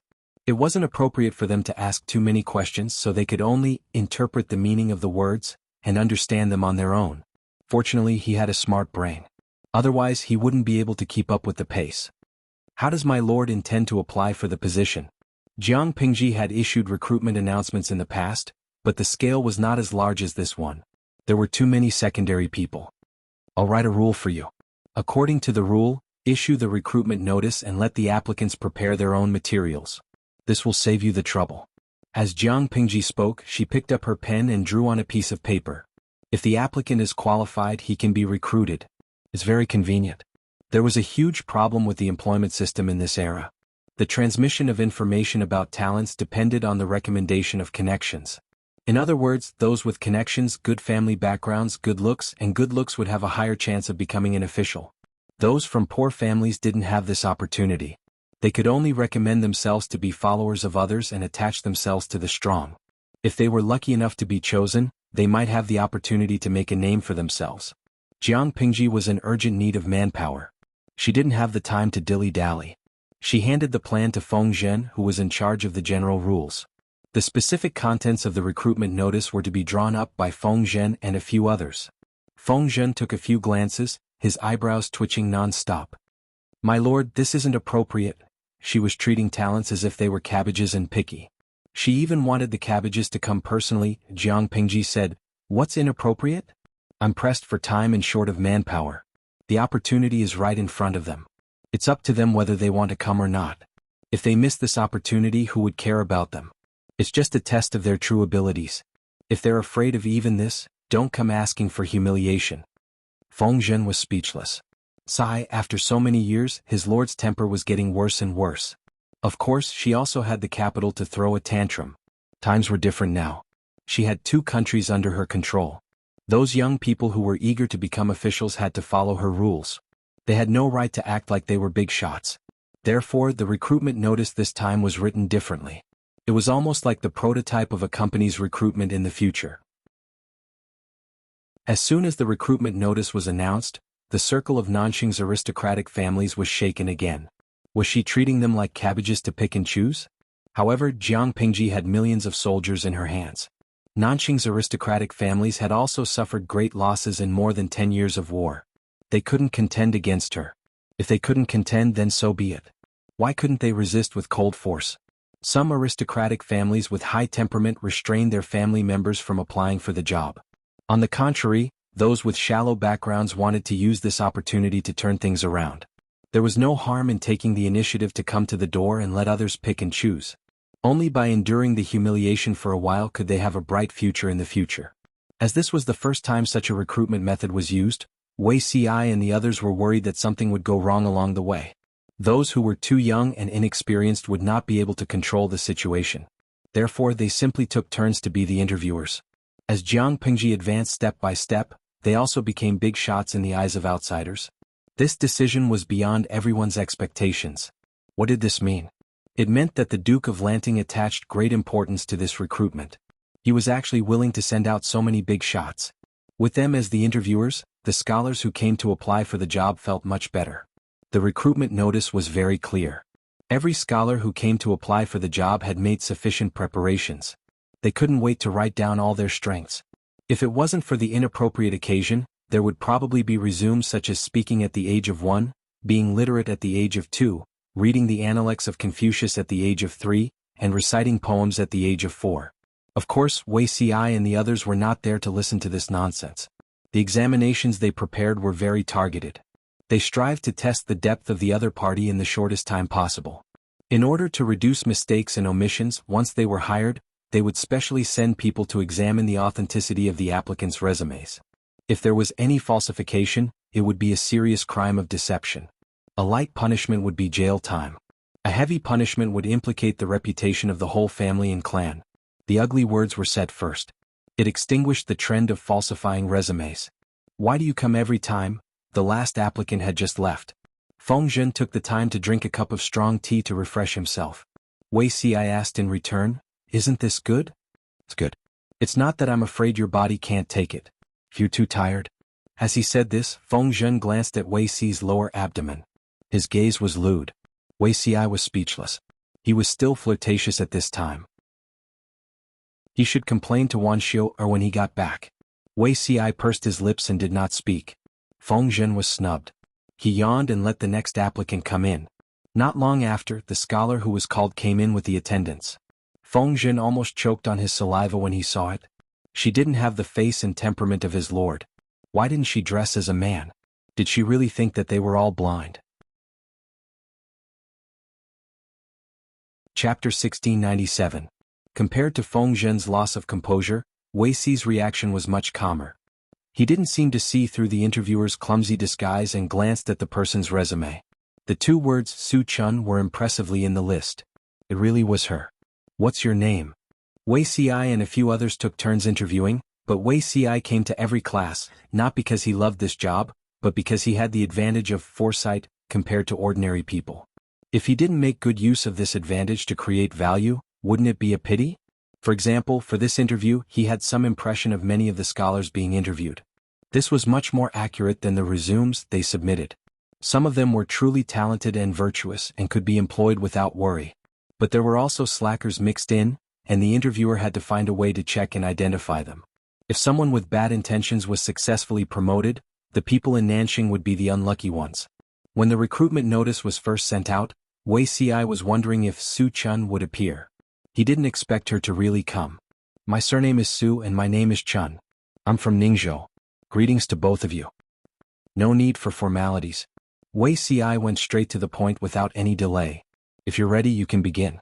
The girl said respectfully, I'm ready. Sir, please set the question.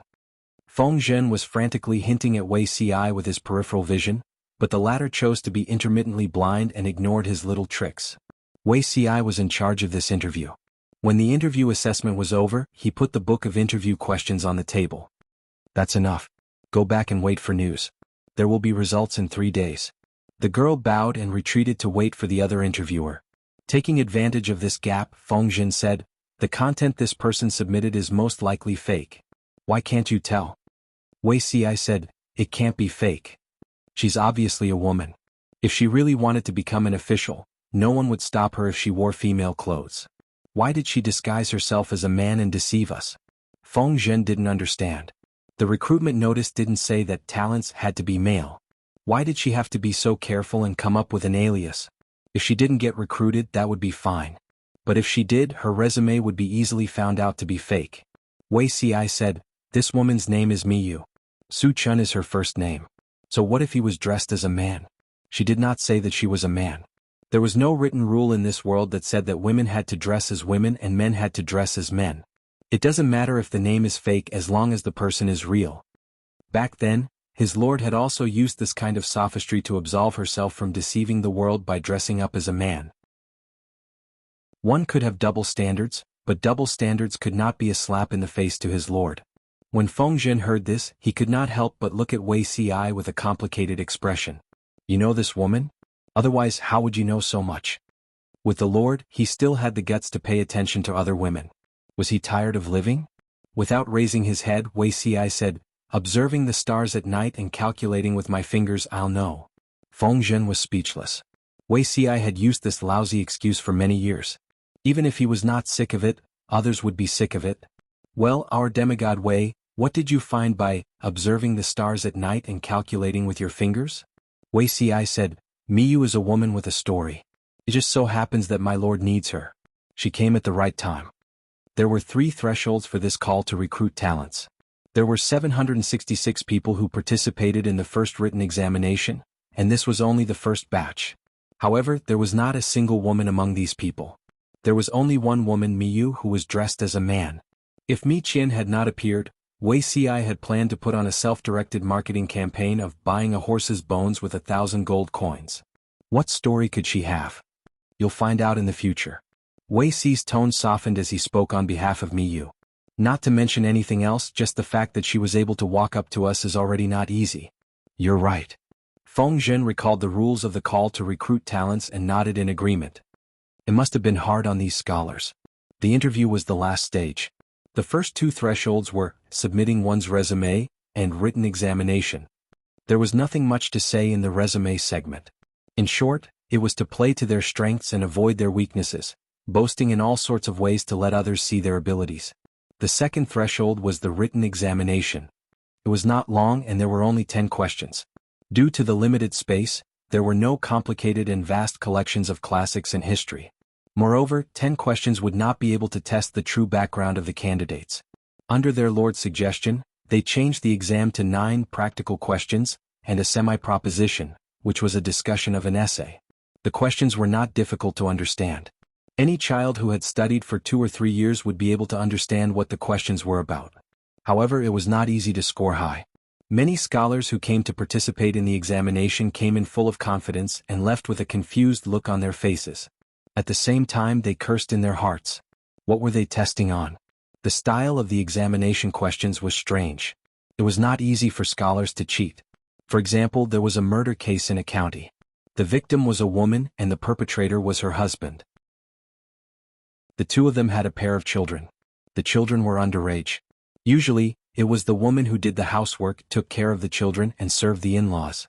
However, the mother-in-law was dissatisfied with the harsh nature of her daughter-in-law, who argued and hit people. Therefore, she urged her son to kill his wife and remarry. If the examinee was the county magistrate, how would the case be judged? What was the reason? Apart from this, there were also hypothetical questions such as how to deal with the collapse of the embankment in a certain place, how to pacify the civil unrest in a certain place, as well as the situation after the defeat of the Nie family in Zhongzhou. When will the Duke of Lanting send troops to Zhongzhou, and other conjectures about the current situation? There was no fixed answer to such questions. They had to speculate and prove from many aspects and details. It seemed that no matter how they answered, they would be lacking. If it was a simple answer such as sentence a certain person to death, use a large number of troops to suppress the rebels, recruit corvée to build the embankment, there was no need to look further. Such examinees would definitely be eliminated without any suspense. Only those who passed the written examination, which was physically and mentally tormented, could participate in the final interview. If the scholars even passed the interview, they would be conscripted. This was the first time such a selection system had been used in Nanxing. Many scholars shouted about how bad Jiang Pingji was while they participated in the written examination, which was physically and mentally tormented. In comparison, the difficulty of the interview was not that great. They could also see the big shots. Whether it was the written examination or the interview, Mi Qian's performance was quite outstanding. She might even be able to get into the top 3. As a red dot in a sea of greenery, her information was presented to Jiang Pingji for her to read and decide. Jiang Pingji looked through it carefully, especially Mi Qian's examination paper. She looked through it repeatedly. Zisher, what do you think? She put aside Mi Qian's examination paper, resume, and the comments of the two interviewers during the interview. Feng Jin said, after discussing with Zixiao, we have decided to recommend her. Chapter 1698. The first question on Me Too's test was written by Feng Zhen. The main idea was how to fix the collapse of a certain riverbank. Some of the candidates' answers were very superficial. When asked how to fix the riverbank, they answered honestly. Some of their answers were very imaginative. Me Too's answers were very detailed and practical. Not only did she describe in detail how to fix the riverbank, but she also mentioned various hypotheses, such as whether the collapse of the riverbank was caused by human factors. If it was, how to deal with it, how to deal with the flood after the riverbank collapsed, how to restore the lives of the people in the county after the flood passed through. She even simulated the cost of disaster relief for each step. She completely put herself in the role of the virtual character in the question. She considered all aspects from the character's point of view. One question was written on 2 pieces of paper, but the dense words made it very enjoyable to read.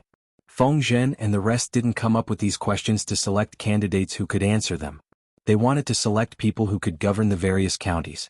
It was obvious that Me Too's answer was correct. Her answer was beautiful. Her style was fundamentally different from other flirtatious people. Other than this question, she answered the other 8 questions well. The best was still the last question. The others only had 5 or 6 answers and some had 11 or 12. She was the only one who had 23 answers. Having a lot of answers didn't mean that she was weak. On the contrary, her questions were all practical. She was capable and was recommended by both Wei Ci and Feng Zhen. Naturally, Jiang Pingji would add her to the list. If she made any achievements, she could be trained as a key talent in the future. But, since her real name was Me Too, why did she use the fake name of Su Chun? Was it because a woman's identity wasn't as convenient as a man's? Jiang Pingji's interest was piqued. She planned to send someone to investigate and see if there was any inside information. Feng Zhen accepted the order and retreated. He would rest for the night and continue his shift tomorrow afternoon. Such a woman should be quite famous, Jiang Pingji said. But how did Zixiao know her real name? Although he asked with a smile, Wei Ci's desire to live sounded the alarm. My lord, you are asking the obvious. It's because Me Too was your colleague in your previous life.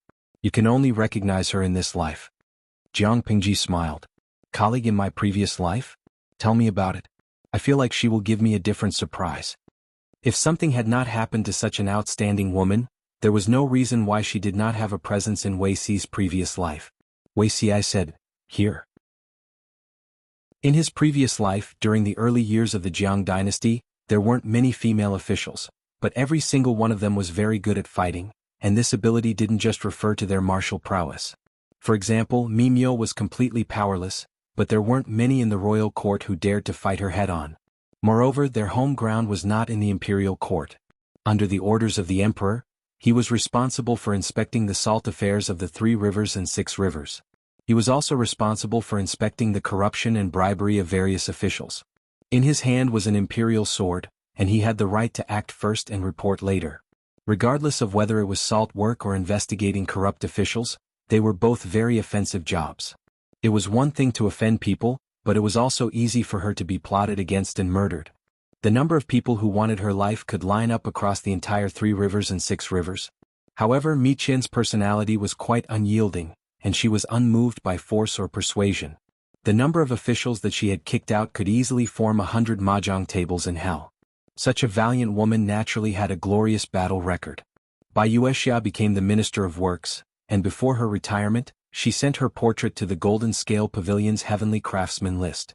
Mi Qian, on the other hand, was conferred the title of Marquis and sent her portrait to the Civil Official list.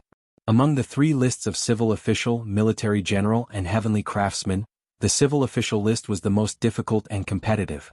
For her to be able to get a place and not be at the bottom, it showed how good she was at fighting. If Mi Qian hadn't appeared on her own, Wei Ci would have gone to look for her. In the live broadcast room, Salted Fish had already accepted the setting of Wei Ci's rebirth as the female lead, and was listening to the gossip with great interest. Lao Siji Lianming, this Miss Mi Qian is too unyielding. Can't think of a name, I'm crazy cheering for this miss, I can't wait to see her. Dongfeng Express, I'm suddenly very envious. If there were such dynasties in our history, the living conditions of women probably wouldn't be so difficult. Miss Mi Qian could make countless people kneel and call her daddy in the modern world, let alone in ancient times. Burning Snow, don't be envious of others. Our ancient history also had many strong and handsome women, but very few people promoted them. Haha, although it's very good, I still think our streamer is the best. Apart from the bullet screen, many Salted Fish also asked Jiang Pingji to pay attention to Wei Ci. After all, the sign of a man's love shifting was that he developed a strong interest and appreciation for another woman. Actually, the Salted Fish's worries were unnecessary, and Jiang Pingji didn't take it to heart. Then do you know why she appeared in men's clothing? Wei Ci said, My lord, you may not know, but the female officials in the imperial court in your previous life almost all had a common characteristic. Jiang Pingji frowned and asked tentatively, could it be marriage? Wei Ci nodded. This was indeed a pity. Family had a special meaning for women. Bearing the pressure from the secular world, breaking through the shackles of the family, and walking step by step to a height that countless people couldn't reach, not only required great strength, but also a strong heart. Otherwise they wouldn't have been able to hold on long ago. Bai Yuexia married Shi Zhong and divorced in the end. Mi Qian was similar, but she was more decisive. Jiang Pingji said, continue? Wei Ci said, Mi Qian was from the Ningzhou of Nanxing. She was born into wealth since she was young, and her parents were famous scholars and beauties in Ningzhou. However, they met with an accident when Mi Qian was 7 or 8 years old. They contracted the epidemic and died. Mi Qian was entrusted to other relatives to take care of. But she was an orphan after all. Even if she was born into a good family, she couldn't help but be treated coldly. After Mi Qian reached marriageable age, she married her first husband, who was of a similar age, according to the marriage agreement left by her father. The two also lived in harmony for a period of time, but this husband was weak and had a chronic illness from his mother's womb. He died of illness in less than 2 years because of a cold. Mi Qian was a widow for 2 years, and under the decision of her relatives, she remarried. This person was also Mi Qian's last husband, but their tempers didn't match and they often quarreled. The first marriage was very happy, but the second marriage was a battlefield where she and her husband tortured each other.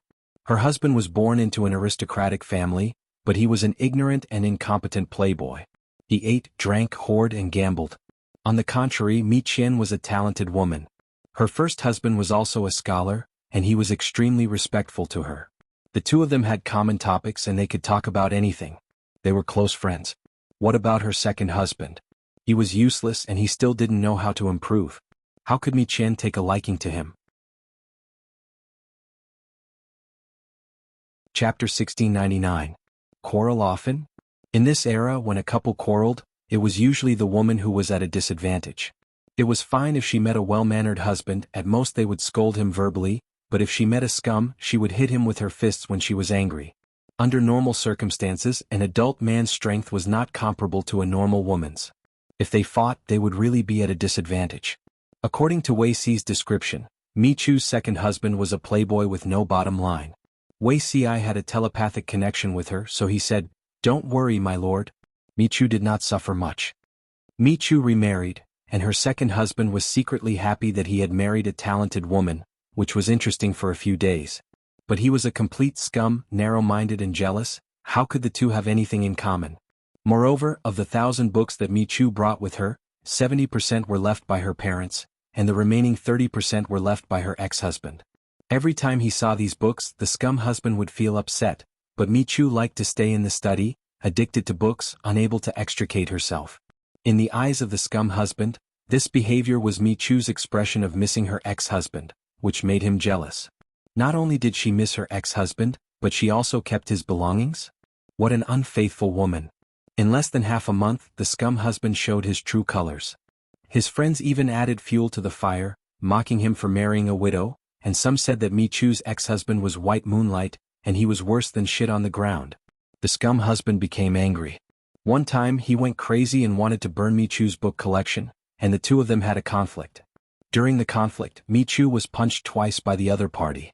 Seeing that her husband was still angry, he kept shouting that he was going to beat her to death, which made Mi Yu furious. She called for her servants to tie this husband up and gave him a good beating to sober him up. She whipped him so hard that he started crying and no one could stop him. After this conflict, the couple, who had not even been married for a month, completely broke up. Jiang Pingji listened with great interest. Such a tough girl was really likable. Mi Chu whipped her husband and the in-laws didn't object? Wei Si said, "This marriage was originally requested by Mi Yu's in-laws. They requested for Mi Yu's hand in marriage on behalf of their son. Naturally they took a fancy to Mi Yu's ability. They only had one son, and their only son was a good-for-nothing. If the two elders passed away, all the wealth they had accumulated over several generations would be gone.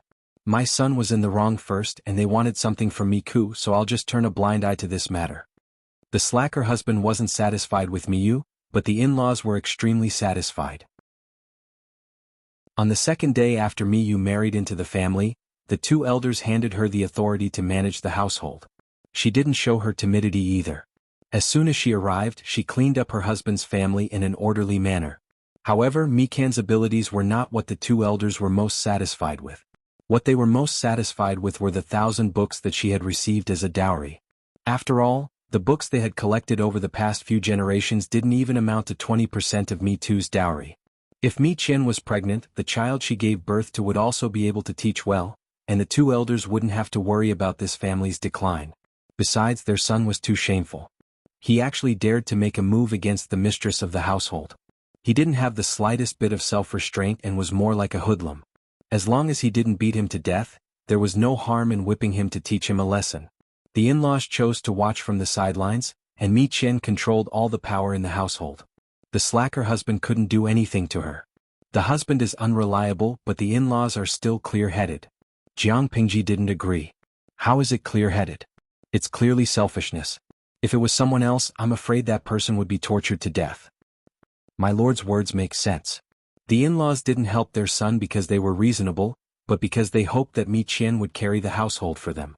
If they were really good people, they wouldn't have spent so much effort and money to get in touch with Mi Qian's relatives, and used them to force Mi Qian to remarry.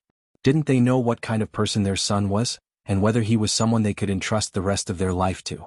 If it wasn't for Mi Qian's own abilities and her ex-husband's plans for his young wife before he died, who knew how her life would be like now? For an ordinary woman, these days are a little troublesome, but it's not like they can't live on. Why is Mi Qian here? Wei Si smiled. Didn't my lord say that she's an ordinary woman?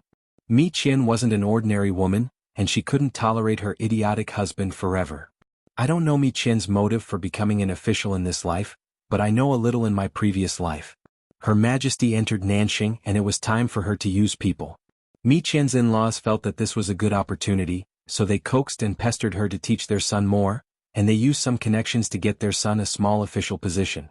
Mi Qian did as she was told, but her husband was a good-for-nothing, and the more she forced him to learn, the more he refused. In the end he even insulted Mi Qian, saying, "It's a shame for a husband to be a woman's teacher." In a fit of anger Mi Qian said, "I'm so stupid, if I become an official, it'll be as easy as taking something out of my pocket." When Mi Qian said that, the slacker husband was unwilling. "What, is Jiang Pingji your father or your mother? You can become an official just because you say so? Do you think the government office is your family's vegetable market? If you, a woman from the inner house, can become an official, I'll kneel and eat this bamboo scroll." Intelligence limited the slacker husband's imagination. Mi Qian sneered and packed her luggage to participate in the recruitment. She used her ability to show her husband what it meant to take something out of his pocket. Before she left, she even asked the kitchen to study the dishes on the bamboo scroll. She wanted to see the idiot swallow the bamboo scroll with her own eyes. "It was because of this reason in my previous life, and it's probably the same in this life." Jiang Pingji was amused. "This reason is quite unique. Did she dump her husband in the end?" Wei Ci said, "That person was old and frail, so he was forced to divorce by Mi Qian. In societal terms, Mi Qian had enough of this idiot. When she was young, at least she had a face to look at. If she wanted to die, then so be it. She endured it. She was so brainless now that she was old, and she was an eyesore. If she got rid of her earlier, she would suffer less and live a few more years." Jiang Pingji looked at the screen full of 666 and laughed involuntarily. It would be a blessing to be as innocent as a salted fish. She felt that the reason why Mi Qian divorced her second husband was not just because of family conflicts. If it was because of family conflicts, her slacker husband would have been kicked countless times. In Jiang Pingji's opinion, their divorce was also influenced by the outside world. As the saying goes, blocking someone's money is like killing one's parents. Just look at Han Yu's ex-wife's family, Mrs. Tao, to know how profitable the illicit salt trade was. Not to mention corruption and bribery, which was a magic weapon for many officials to get rich. Cutting off these two paths was as good as cutting off their path to survival. Of course they would hate Mi Qian. They couldn't wait to use a magnifying glass to find the dirt on her and then pull her down. If they couldn't find the dirt on Mi Qian, then they would find the dirt on her husband. Mi Qian wanted to stabilize her official position and protect her family, so it was a good choice to cut off the relationship with the divorce. Chapter 1700. Madam, you're back. As soon as Miyu returned, a young woman wearing a water-green dress walked towards her. The woman had her hair combed into a bun, her eyes were filled with lust and her lips were curved into a smile. A bright and gentle light shone in her eyes. The woman raised her hand to help her remove the heavy things on her shoulders, looking very virtuous.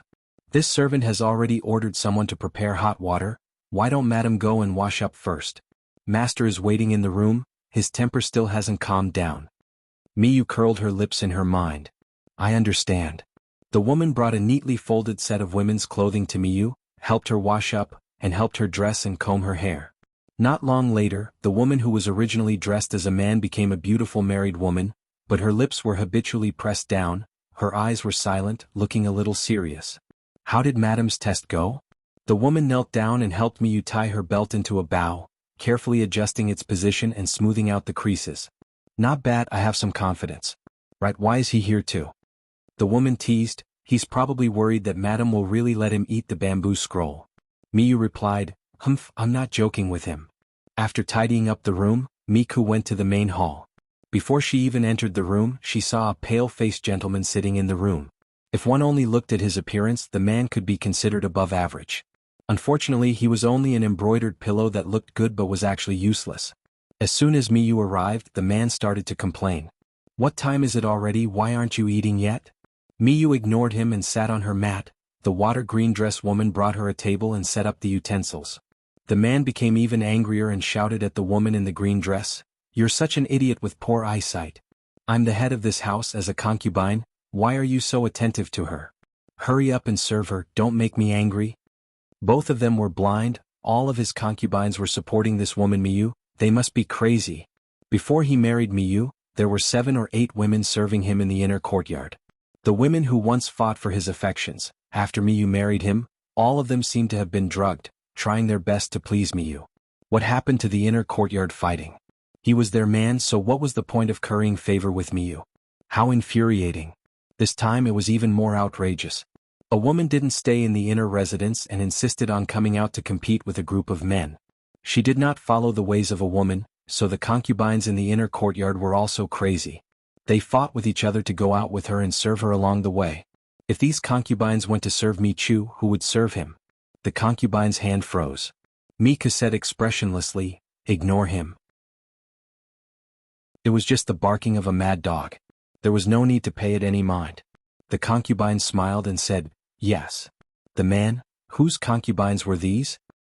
He resisted the urge to flip the table and suppressed his boiling anger. "What are you looking at? Hurry up and bring it over. Do you want to starve me to death?" The man was angered by Mi Tong, so he turned around and vented his anger on someone else.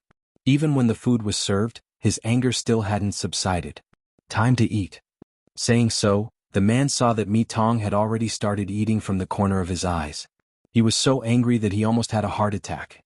He, as the head of the house, hadn't even said that he could eat yet she dared to eat first? Seeing the man's stupid look, Mi Tong's lips curled into a cold smile. After so many years, his brain was still so stupid. Why did all the concubines in the inner courtyard fawn over her? Did this person not know it all? Naturally, it was because there were more benefits to serving Mi Tong than serving men, and the work was also easier. If it wasn't for benefits, then what was it for? No woman would want to become a concubine. Becoming a concubine to fight for favor was just to obtain a stable life and good conditions from a man. Before Mi Tong married over, these concubines weren't treated very well. The residence was filled with chaos. Many of the concubines would fight over a few dishes, beautiful satin, or even a few caddies of charcoal for the winter. That ignorant look really made people want to laugh. After she married over, she used her methods to make these women see the reality. Men were useless. The one who could truly bring them a better life was not a man, but her, the matriarch. The concubines fought over a man's affections and worked themselves to death, but in the end, the benefits they obtained were not even as good as fawning over Mi Tong, the matriarch. There were also those who were short-sighted and didn't believe it, and ended up being taught a lesson by Mi Tong. As for the children fighting for favor, it was even more ridiculous. If Mi Tong didn't manage it, even if the concubines fought over it with their sons, they would just be an empty shell. What was there to fight over? In fact, they hoped that Mi Tong would get pregnant and have children or have a successful career so that they could accumulate more wealth so that their children could have a bigger share. After all, the so-called head of the house couldn't be relied on at all. Such a simple logic, yet the man didn't understand. No wonder he was getting less and less liked by the concubines. He really was stupid. With a belly full of anger, nothing he ate tasted good, so he hurriedly ate a few mouthfuls before putting down his chopsticks. When he raised his head, he saw a concubine kneeling beside the table, using her slender hands to peel and cut crab legs for Mi Tong, causing his anger to rise. He said in a strange tone, "Did you really go to the Duke of Lanting's recruitment notice?" Mi Tong replied, "I did." The man sneered, "You weren't chased out by someone?" Mi Tong looked up at him. The look in her eyes told her to understand. Women should just stay in the inner residence to take care of their husbands and children. Don't dream about unrealistic dreams all day long. The man said, "Quite a few people already know about your matter. How do you want my friends to look at me? While you haven't lost too much face yet, quickly return with me so that you can know your place from now on." Mi Tong sneered, "If the men in the house can support the family and are more outstanding than this concubine, why would this concubine need to stand up for them?" The man's face instantly turned purple from anger. "When did I ever lack food and clothing for you? Do I need you to show your face and make a fool of yourself?" Mi Tong said, "That's funny. Longjuan's annual expenses alone cost 9,000 strings of coins. The household's womenfolk, maids, servants, and guards are fixed at 5,000 strings of coins. Father-in-law and mother-in-law's expenses are 3,500 strings of coins, and the social interaction during festivals also costs 4,300 strings of coins. However, the income of the estate's farmlands and shops is less than 10,000 strings of coins, leaving such a huge gap. Could it be that Langjun has filled in the gaps?" Before Mi Tong married, the estate's account books had been read for years, with losses reaching more than 300,000 strings of coins. Now that the losses had turned into profits, and the estate's food and clothing were getting better and better, wasn't it all because of her? You're living off a woman, yet you still don't know how to correct your attitude. You sure are shameless. The man couldn't win against her in an argument. He had no reason to refute, and if he didn't refute, he would feel suffocated. "In short, are you going back or not?" Mi Tong said calmly, The Duke of Lanting's declaration of war will arrive in a few days. If you leave now, you won't be afraid of being questioned. Declare war? You. The man almost laughed. If the Duke of Lanting declares war on you, I'll kneel and eat this table raw. Me Tong. Chapter 1701. What's with that look? Receiving Mi Chu's understand look, the man was annoyed. Was she doubting him or looking down on him? If it wasn't for me spoiling you, do you really think you're someone important? This woman actually dared to roll her eyes at him. She sure had guts. If he didn't do something about it, wouldn't she be stepping on his head in the future? Mi Chu sneered coldly and slowly put down her chopsticks. She took the handkerchief from the concubine and elegantly wiped the corner of her mouth. Since you're so confident, just wait for the bamboo scrolls to be cooked on the table. Our family isn't poor, we can still afford a bamboo scroll and a table. If the kitchen doesn't make it to your liking, this concubine will have the kitchen try a few more dishes until you're satisfied. The man almost choked on her words. The finger he pointed at Mi Chu trembled in anger. Mi Chu stood up from the mat and returned to her room without looking back. The concubine hesitated for a second before decisively following the main wife's footsteps. Dr. Mi Chu was the one who provided for her. If she didn't hug this leg, should she hug that unreliable man instead? The man was so angry that he flipped the table and cursed, but the target of his curses had already left. No matter how harsh and nasty his curses were, there were only a few servants in the audience. Not only did he not affect Mi Chu, he even lost his face and hurt his liver. Bitch. I'm so angry. The man slammed the table and gritted his teeth. I'll divorce this bitch sooner or later, I'll divorce her sooner or later. The servants at the side could only roll their eyes inwardly. If a man dared to divorce, he would have done so 800 years ago. Why would this couple torment each other for so many years? He couldn't understand it either. The first madam was both beautiful and talented. There was a wide market for her to remarry after a divorce. Why did she have to hang herself on this crooked tree? It wasn't just them who didn't understand. The concubines in the man's backyard didn't understand either. Mi Chu was probably the main wife of every man's dream. She would serve the in-laws and raise their children. The entire residence would be well organized. There was no need to worry about the inner and outer courtyards. She never cared which concubine her husband slept in at night. If her husband wanted to take a concubine, she would support him. Even the money for the concubines was earned by her. Other than being tall, men didn't need to use their brains. What man wouldn't like such a virtuous wife? The only difference was that not only would this virtuous wife not flatter her husband, but she would also not be dissed by his gorgeous concubines every day. Instead, she could anger her husband so much that even his concubines would stand on her side.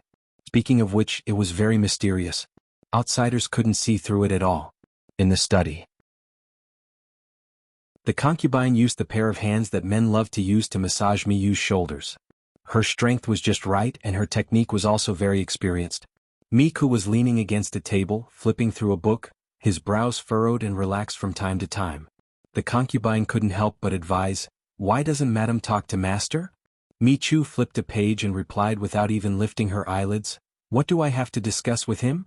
Saying too much would only anger oneself. Anger would harm the liver, and liver harm would shorten one's lifespan. For the sake of such a man's slow suicide, she was lucky. The concubine said, "Old Master always makes Madam angry and Madam is also vexed. Why don't you pacify him so that he won't disturb your studies?" Mi Chu sneered, "Is he even worthy?" The concubine, thinking back to her own master's conduct, fine, he really isn't worthy. There is one thing that this concubine doesn't understand. If Madam is willing to answer, why don't you help this concubine? Mi Chu said, "What is it?" The concubine said, "Madam is talented and beautiful, and you are also young. If you divorce and remarry, you won't have to worry about not being able to find a man of your caliber, so why waste your time on Master? Madam treats us well and we are not ungrateful. We naturally hope that Madam can be better. As for Master, he isn't all bad, but he can't compare to those young talents. How could other people have so many concubines in their backyards?" Now that she was the wife of a scumbag, she had to put up with an idiot wandering around in front of her every day. Mi Chu's lips curled up into a faint smile. She said, "To me, no one in this world can be him, so it doesn't matter who I marry." Back then, if it wasn't for her shameless relatives using extreme methods to force her to marry someone else, she planned to be a widow for the rest of her life. Since her current husband couldn't affect her no matter what he did, what difference was there between a divorce and a divorce? After so many years, she had already accepted reality, and didn't want to suffer anymore. If she divorced, there was no guarantee that her so-called maternal relatives wouldn't force her to marry again for benefits. Of course, the current her wouldn't give those people the chance to harm her. The concubine knew very well who the he Miyu was talking about was Miyu's ex-husband, who was rumored to be a gentle man. Also, there's nothing bad about him taking more concubines. Miyu's words were out of the concubine's expectations. Would there be a wife who liked her husband taking concubines? There are many beautiful things in the world, but they can't compare to beautiful women. Each and every one of them is more beautiful than flowers, beautiful and young. Just by standing there, they are already a painting. Miyu smiled. You guys always have your own skills. For example, you can always massage the shoulders and back just right. Usually, when you sit and read too much, your neck and shoulders hurt. With just a little massage, how can your days not be beautiful? Yunyang has a yellow voice, and I like to listen to her singing in the backyard in the early morning. Her mood will be good for the whole day. Xiaohong can dance in the sky and her figure is beautiful. Pig trotters like beautiful and talented concubines. He spent a lot of money to redeem several of them from brothels. Miyu liked them too. Rather than saying that these concubines were men's, it was better to say that they were raised by Miyu. Of course. Miyu seemed to have thought of something and her voice was filled with self-mockery. In this world, women are the most difficult. If he takes one more concubine, won't he have one more place to stay? There are pros and cons, and fortune and disaster depend on each other. It all depends on what the people involved think. No one knew that when she was young, she hated the existence of concubines the most, and she scoffed at this twisted logic. However, times had changed and the world was different. Nanxing had experienced more than 10 years of war, and there were many women who had suffered misfortune. She had seen too many naked corpses in the wilderness, their corpses covered in maggots, and the scenes of being exposed to the wind and sun. For most people, living was not easy, so they had no right to be picky about how they lived. Madam, will the Duke of Lanting really order an expedition? Miyu said with certainty, definitely he will. He needs me. The concubine smiled. If that's the case, the old master, is he really going to eat the table of bamboo slips? A gentleman never goes back on his word. If he says he'll eat it, then I'll watch him kneel and finish it. Before the expedition document was issued, Jiang Pingji received a few pieces of news. Many people said that they had seen people similar to Hua Yuan. Jiang Pingji connected the dots and discovered a secret. Hua Yuan was heading north in the direction of Ningzhou. Ningzhou? Isn't that Hua Yuan's ancestral home? Chapter 1702. Lord, are you guessing that Hua Yuan has gone to Ning province? Jiang Pingji secretly summoned Wei Ci and told him about Hua Yuan. Jiang Pingji said, that's what I guessed. If I remember correctly, you said that Hua Yuan died of illness in Ningzhou in his previous life? Indeed, but in this life. I didn't expect Hua Yuan to end up the same way. If it weren't for this encounter in his childhood, Hua Yuan wouldn't have lost his mind, and he wouldn't have lived his life like this. If he was clear-headed, it wouldn't be difficult for him to live to the end of his life, even if he didn't achieve success and recognition. How does my lord intend to deal with him? Should we send someone to capture him or kill him on the spot? Wei Ci felt sorry for Hua Yuan, but he did not sympathize with him. After all, no matter how pitiful Hua Yuan was, his wrongdoings could not be forgiven. Jiang Pingji crossed her arms and supported her chin. She looked up at Wei Ci. I'm going to see him in person to settle this once and for all. Zixiao, do you want to come with me? Even if the personality created by Hua Yuan was fake, she would still feel uncomfortable if she didn't deal with it herself. After fighting the war for 2 to 3 years, she and Zixiao didn't have much time to be alone, so they could take this opportunity to spend some time together. Wei Ci smiled and said, you lied to them at the critical moment. If you don't give a reason, I'm afraid they'll complain again. He was especially worried that Feng Zhen and the rest would misunderstand that his lord was abusing his position for personal gain. Jiang Pingji said nonchalantly, the war in Nanxing has stopped, but there are still civil unrest of varying sizes in various places. It will take some time to completely pacify them. As the lord, how can I sit back and do nothing? In order to ensure the safety of the people, these vermin must be eradicated without delay. Was she someone who abused her position for personal gain? She was clearly doing this for the sake of the general situation and the people. She wanted to deal with the hidden danger of Hua Yuan and bring peace and stability to the people along the way. No matter how many times he heard or watched it, Wei Ci could not help but sigh at his lord's ability to lie through her teeth. No one could compare to her. I'll have to trouble my lord to say these words to Zishur and the rest. I won't overstep my boundaries. Jiang Pingji rested her chin on her hand. Sai Zixiao has also learned to be naughty. Who has led him astray? In the past, Zixiao was a considerate person. He wouldn't be so mischievous. Wei Ci blinked his right eye lightly and teased, "What does my lord think?" Jiang Pingji said, "I thought, this is called husband and wife." As time went by, the two of them would become more and more similar in some areas and more tacit with each other. Wei Ci was so angry that his face turned red. 10 Wei Zixiaos could not compare to one Jiang Pingji's level of flirting. The latter's level of flirting had reached the peak. As expected, Feng Zhen and the others rolled their eyes at Jiang Pingji's suggestion. On the surface he was smiling, but in his heart he was cursing. What's the point of bringing Zixiao along for work? What's the point? Jiang Pingji raised her eyebrows and smiled. I don't mean much. I can't create the young lord that all of you yearn for by myself, can I? Feng Zhen had a meaningful look in his eyes. He raised his hand to remove Jiang Pingji's hand from his shoulder. While pretending to be serious, he suppressed the corners of his mouth and said righteously, "My lord is right. Quelling the civil unrest and restoring peace to the people is the top priority. Zixiao is steady and meticulous in his work. With him by my lord's side to assist me, I can be at ease." No matter how big the world was, it was not as big as the young master. When the young lord grew up, he wouldn't have to put up with a lord with a terrible temper. Just thinking about it made him happy. He had rolled his eyes just now, but now he was eager for Jiang Pingji to immediately pack up and abduct Wei Ci. Amen. Ningzhou wasn't too far from Jiang Pingji's current location, but it wasn't near either. It would take a few days to catch up on horseback. Just as she was about to leave, an unexpected companion interrupted. What are you doing here? Jiang Pingji looked at Lu Zheng with dissatisfaction. Was this guy trying to mess things up on purpose?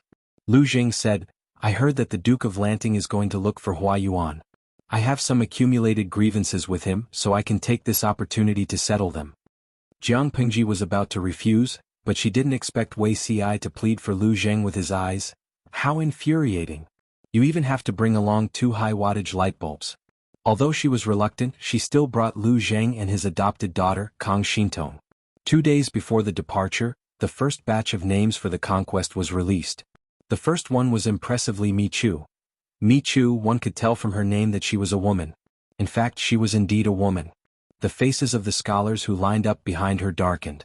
Even if they were roaring in their hearts that there was something shady and unfair, they still acted reservedly and congratulated each other on the surface. It was a harmonious scene. The documents for the conquest were specially sent to the temporary lodgings of the scholars.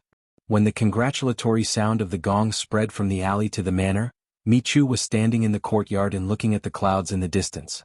The concubine who was holding an umbrella for her to shade her from the sun asked in confusion, "Why is it so noisy outside?" "I don't think it's noisy. Instead, it's very pleasant."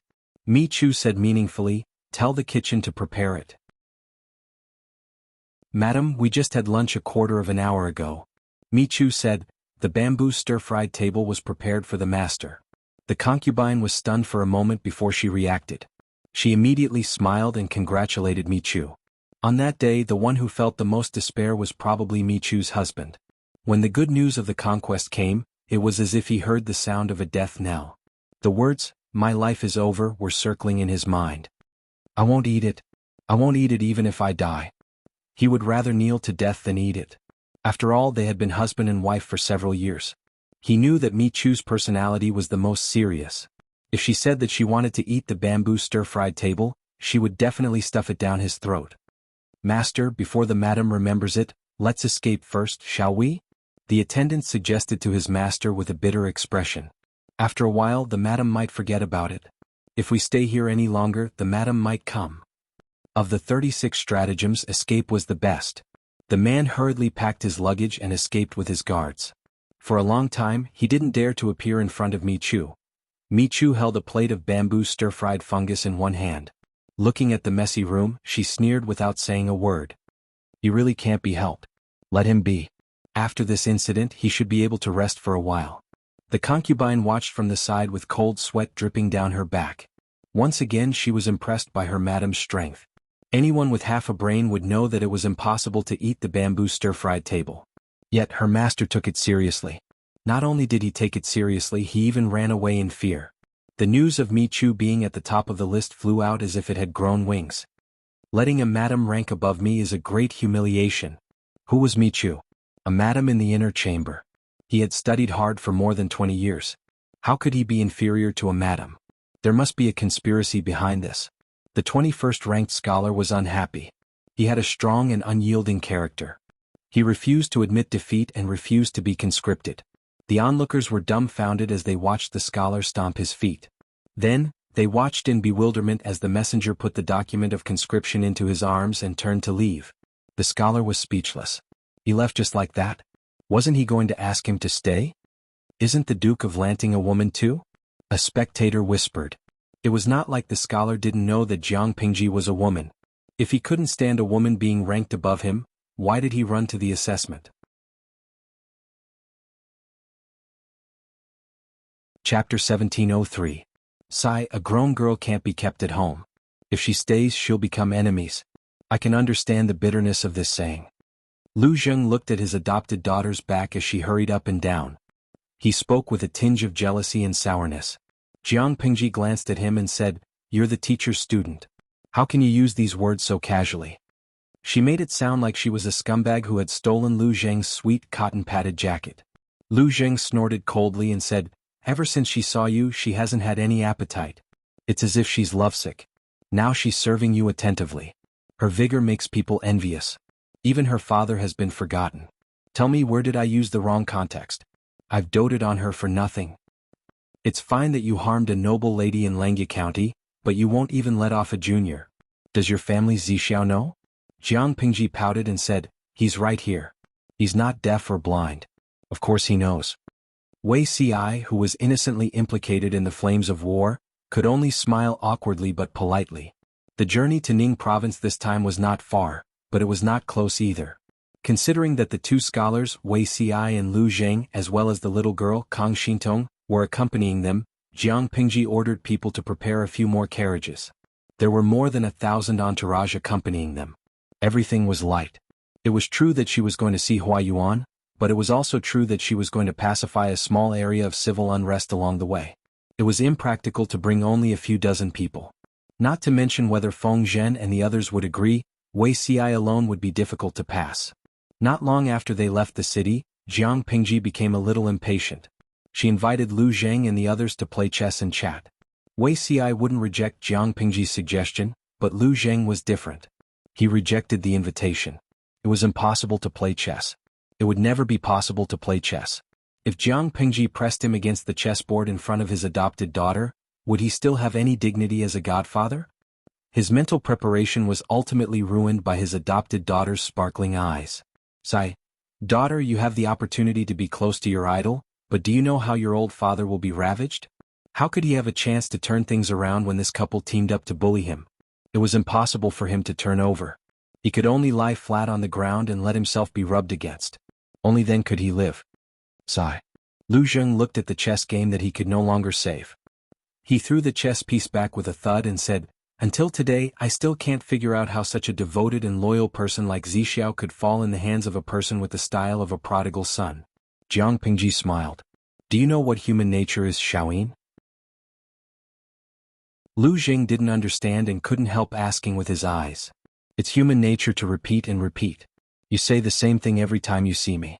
Even if you're not sick of it, I'm sick of it. Zixiao is your shitty, not your daughter. You're like an old father whose daughter has been snatched away. As soon as you see your son-in-law, you grab hold of him and repeatedly warn him, grieving over and over again. Sigh, God, please open your eyes and let you only have a son in this life. If you give birth to a daughter when your daughter marries, wouldn't it be equivalent to digging out your heart? You don't know how sad you would be." Lu Zheng, this curse was too vicious. Lu Zheng was a little regretful at this moment. Why did he follow her? Jiang Pingji seemed to have taken the wrong medicine. She attacked him accurately every few days, so much so that Lu Zheng began to doubt his life. At the thought of having to face such a lord for the rest of his life, Lu Zheng suddenly felt that his life was gloomy and he couldn't see a trace of light. Wei Ci couldn't help but say a few good words for Lu Zheng. Jiang Pingji wrapped her arms around his neck and laughed softly. Her warm breath hit the sensitive part of his neck. Even if he wasn't embarrassed, it was difficult for him to restrain his physiological reaction. His ears were automatically dyed a translucent blood red, making his skin look even more delicate and fair. He raised his hands to hold Jiang Pingji's armpits to prevent her from sliding down. At this moment, his mood was like the spring breeze in March gently caressing the willow branches. His heart almost melted into water. Who asked Xiaoyin to be so insensible? It's rare for me to have the opportunity to travel with you, but the father and daughter just had to join us. It's inconvenient for some things. Jiang Pingji gritted her teeth when she thought of this. She stretched her legs and stepped on the hem of Wei Xi's clothes. Her feet without socks looked even whiter against the layers of stone-colored clothes. Wei Xi's eyes darkened slightly when he saw this. He groped around with his right hand, grabbed the scattered socks and put them back on for her. Jiang Pingji said, "You too. You don't know what's good for you." Even though Jiang Pingji didn't think it was a big deal to run around in a bikini, for the people of this era, a naked arm and a leg were considered private parts. For those scholars who were introverted on the inside, the lethality of having a pair of feet was even greater than being naked. Wei Xi's nose turned red from her teasing. He pursed his lips, put the socks on for her and tied the straps. "Sit properly." Jiang Pingji curled her lips and moved to sit not far from him. Wei Xi secretly heaved a sigh of relief. In both his previous lives, he had been a restrained and polite person. In his memory, the matter between a man and a woman should happen at night, and the location should be limited to the room. Even if they flirted during the day, they should only be around each other. What about now? There were indeed only the two of them in the carriage, but there were other people outside. Even though Wei Xi had cultivated for 2 lifetimes, his skin was still not thick enough to support him to do things that were out of line. Jiang Pingji looked at Wei Xi's red earlobes and the thin layer of sweat on the tip of his nose. She couldn't help but smile. In all honesty, she really didn't have the intention to be a beast. Didn't he see that she still had the streaming room open? Even if she wanted to do something to Wei Xi, she would first close the streaming room. I heard that men who are introverted on the inside all have a characteristic. After they are introverted, they will be out of control. Why can't this be applied to you? Jiang Pingji shook her head regretfully. She put her feet on Wei Xi's thighs. "I'm waiting for you to take the initiative." "Nonsense. It's really rude to tease a gentleman like this." Wei Xi took a deep breath and silently recited the Qingxin mantra in his heart. He lowered his eyelids and continued to flip through the unfinished book. He was obsessed with reading, unable to extricate himself. He stayed away from beauties and became a saint. Jiang Pingji wouldn't give him the chance to do so. She was bored and used her toes to clamp the silk ribbon that hung on his waist. She listened to the jade ornaments clinking against each other. The sound wasn't loud. It was far from the sound of rolling wheels. However, Wei Xi's ears could only hear the crisp sound of the jade ornaments clinking against each other. His eyes couldn't help but move from the black and white words to the instep of her feet. He was very impatient. Jiang Pingji supported her chin with one hand on the table. Her body was half lying on the cushion of the carriage. Her eyes slid past Wei Xi's fingers. The diamond ring was still on his finger. It was still as shiny as before after years of pulling it out. She smiled and said, "Zixiao, do you still remember the day I gave you the diamond ring?" Wei Xi couldn't help but recall. All kinds of discordant scenes floated past his eyes. Not long after, he was so embarrassed that he blushed. The fire in his heart burned and made him feel uncomfortable. If he couldn't suppress the Qingxin mantra once, he would recite it again. Wei Xi didn't dare to look at her.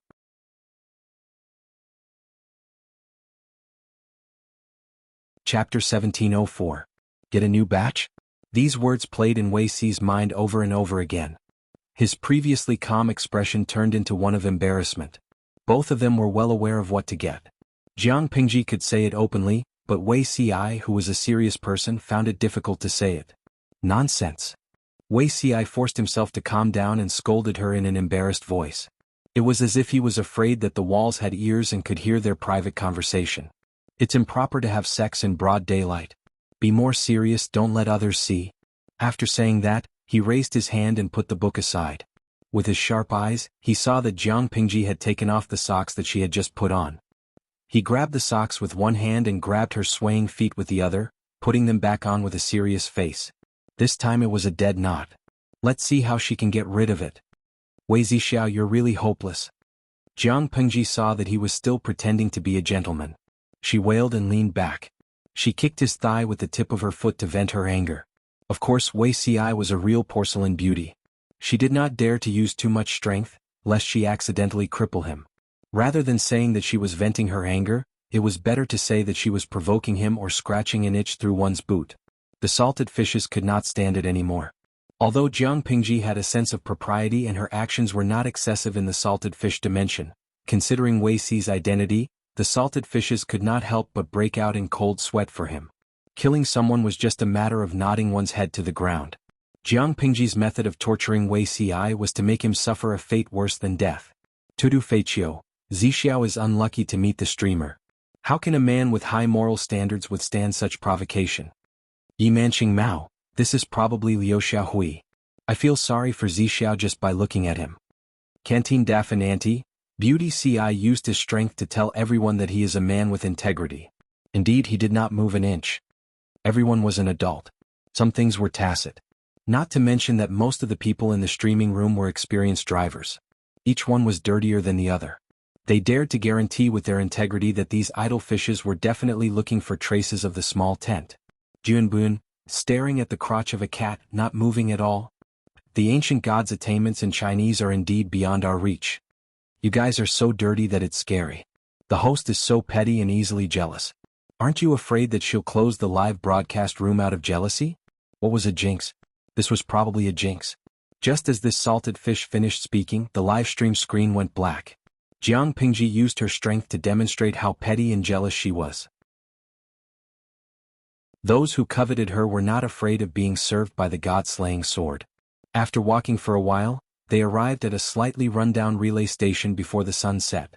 Because of the war, this relay station had been abandoned for almost half a year, but it was still habitable after some cleaning.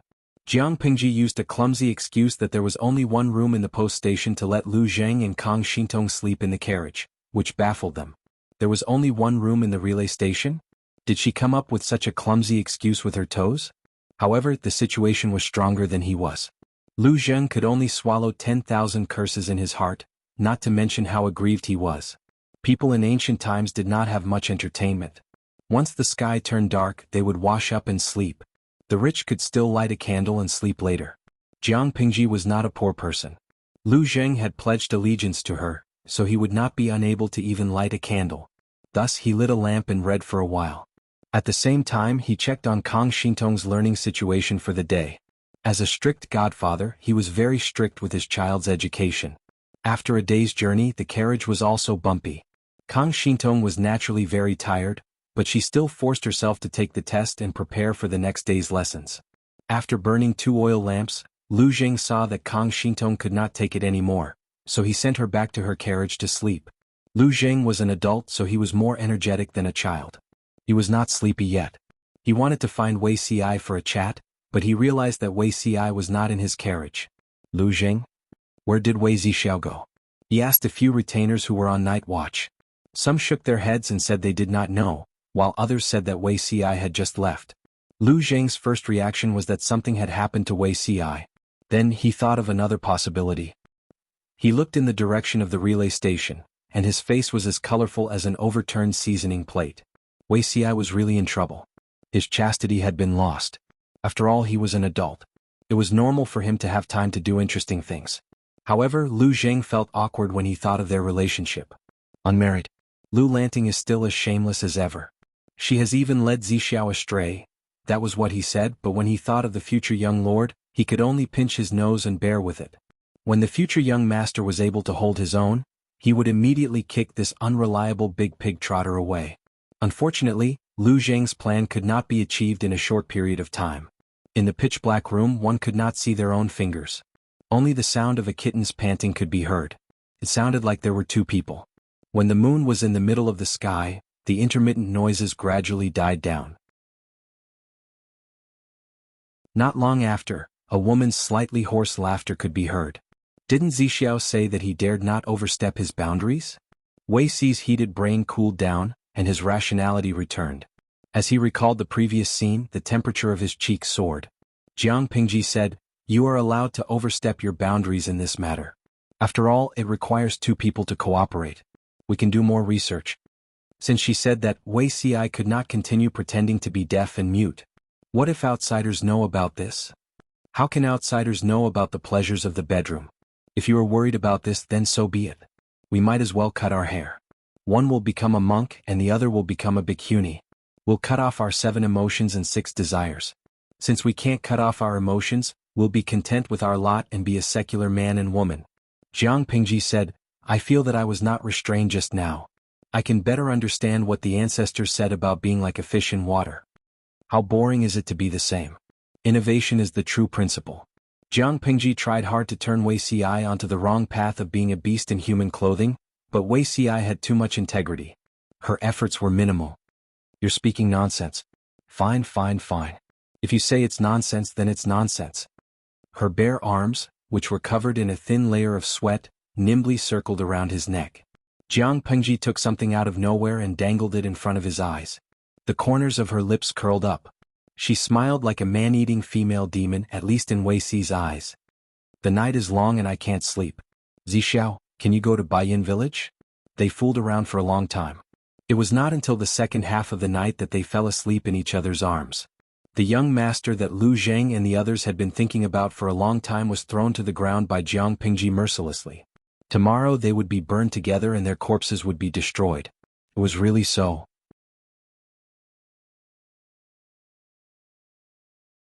Chapter 1705.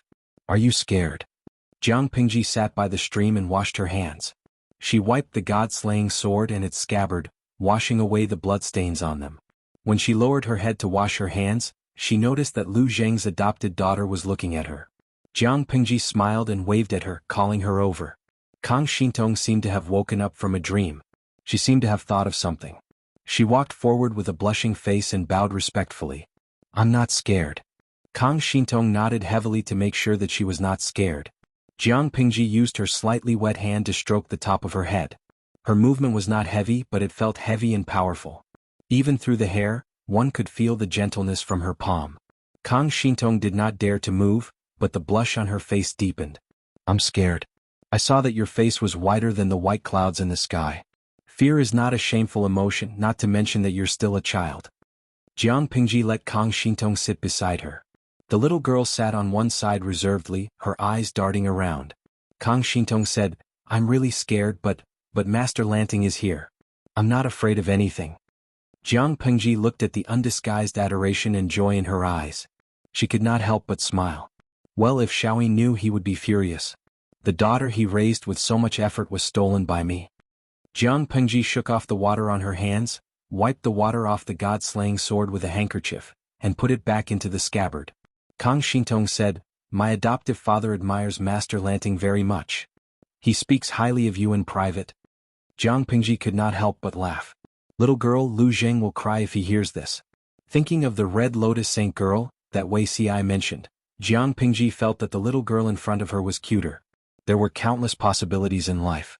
She hoped that Kang Xintong's path would lead to happiness. Master Lanting, Jiang Pingji responded and gestured for Kang Xintong to continue. Kang Xintong took a deep breath and said with a blushing face, Do I have the talent to learn martial arts? Didn't you learn literature from your adoptive father? I heard him mention that you seem to have a grand ambition to compete with the world's scholars. One can't multitask. No matter how talented you are, you might not be able to achieve your goal if you share some of it with other areas. Kang Xintong said, This servant can sleep 2 hours less every day. Nonsense. You're still growing at such a young age. If you sleep less than 2 hours, you won't be able to grow taller. Kang Xintong lowered her head dejectedly and stared at the wooden clogs on her feet. Why do you want to learn martial arts? Jiang Pingji was more patient with her children, and Kang Xintong was no exception. I'm afraid that even a divine general can't compare to your heroic bearing just now. I'm very pleased. The passionate confession did not have a trace of the muddy color of the adult world, it was pure and passionate. Without waiting for Jiang Pingji to react, salted fish in the streaming room started jeering.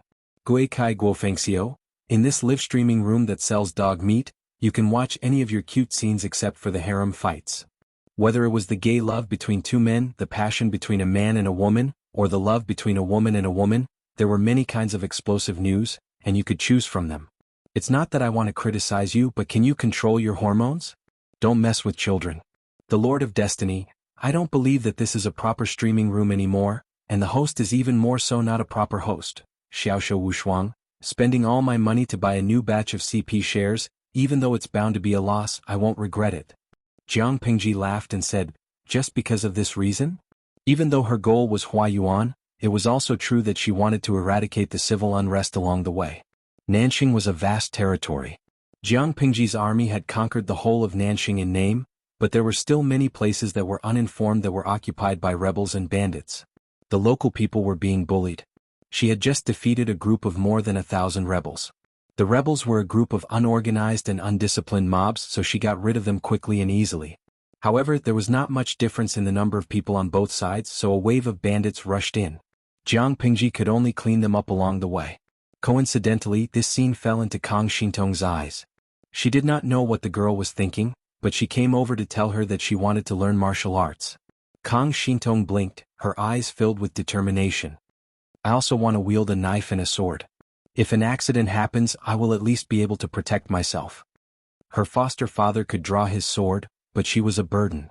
She had no other choice but to hide in the carriage. What she could not accept was not the corpses of the rebels. It was not facing death directly, but facing death without any ability to resist. Jiang Pingji said, if you want to learn, get your foster father to hire a martial arts master for you. Kang Xintong said, a martial arts master? It's best if it's a retired martial arts master from the women's battalion. The killing methods they learn are more suitable for women to study. Kang Xintong nodded, but a sense of disappointment flashed in her eyes. Jiang Pingji said, the methods that the women's battalion soldiers learn are all passed down by me. When Kang Xintong heard this, her eyes lit up again. She smiled and revealed a pair of small dimples. When Lu Zheng heard that Kang Xintong wanted to learn martial arts, he frowned as if he did not agree. If she wanted to learn something else without learning it well, wouldn't she achieve nothing? It's good that she learns it. It's impossible for her to be alone forever, and she won't always be safe from danger. It's always good to have some life-saving methods. Lu Zheng sighed and tacitly agreed to it. It just so happened that there were women's battalion soldiers accompanying them. They could help Kang Xintong build her foundation. When they arrived in Ningzhou, they killed countless rebels and bandits along the way. Jiang Pingji drank some water to moisten her lips. She sent someone to Huayuan's old house in the vicinity of the tribe's land to find out if there were any similar people. Her luck was better. The trip was not in vain. There were indeed people who saw people who looked like Huayuan. Let's go and take a look tomorrow. It was the time when the seasons changed. The weather was getting colder day by day. There was even a light drizzle in the morning. Lu Zheng asked Kang Xintong to wait at the courier station. They went out together, bringing only 4 guards with them to ensure their safety. Jiang Pingji and the rest changed into inconspicuous clothes and went to the residence of the lunatic according to the villagers. Although it was called a residence, it was actually an abandoned, rundown temple. It did not block the wind or the rain. Thinking of the wind last night, the rain this morning, and Huayuan's current state, Wei Ci was mentally prepared. After all, he had the experience from his previous life. Jiang Pingji and Lu Zheng were also mentally prepared, but after all they did not see it with their own eyes. Reality and imagination were different. It's quiet here. As they walked up the rugged mountain road, they could vaguely see wisps of smoke halfway up the mountain. There was a small village with less than 30 households there. As they walked closer, they could see the shadows of people walking around. Not far from the village was a rundown temple. From afar, Jiang Pingji could hear the children's laughter, as well as the low roars of beasts. The more the beast roared and struggled, the more innocent the children laughed. Chapter 1706. Jia. Let's go. You've ridden enough. Now it's my turn. Why isn't this lunatic walking anymore? I won't give you anything to eat if you don't. Crawl. As they got closer, even Wei Ci and the other commoners could hear the commotion in the dilapidated temple. A few children seemed to be arguing about something. Salted fish in the streaming room had a vague feeling that a storm was brewing. There were fewer bullet screens on the screen, and only 1 or 2 lines occasionally floated by. Jiang Pingji said in a low voice, "Let's go." Lu Zheng vaguely guessed something. His originally brisk footsteps suddenly became heavy, and some hesitation flashed across his face. As they got closer to the dilapidated temple, everyone could see what was happening through the cracked walls of the temple. Jiang Pingji's face suddenly darkened. Among them, only Wei Ci remained calm. because in his previous life he saw a completely unfamiliar Hua Yuan at the same place at a different time, in the same dilapidated temple. When he found Hua Yuan in his previous life he was completely crazy. The children in the nearby villages teased him and rode him like a beast. If they were happy they would tease him. If they were unhappy they would hit him with stones. They played a game of heroes killing ferocious beasts.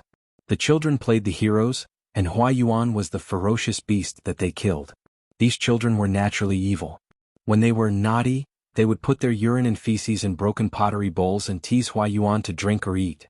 Rotten eggs, dead rats, cockroaches, bedbugs, stones, and even pig and dog feces were the children's tools for pranks. Hua Yuan, who was teased by them, would only laugh foolishly. If he was bullied, he would only whine helplessly like a cub and struggle meaninglessly. Even though Wei Ci had a grudge against Hua Yuan in his previous life, he could not help but soften when he saw this scene. He used to be a person who stirred up a storm, but now he ended up like this. He did not want to lose his mind, and all his evil deeds went against his conscience. He was like a puppet controlled by others all his life, and he had no control over himself. He did not know how the real Hua Yuan would feel when he woke up and saw himself in such a pathetic state. Wei Ci had once softened and tried to take care of Hua Yuan.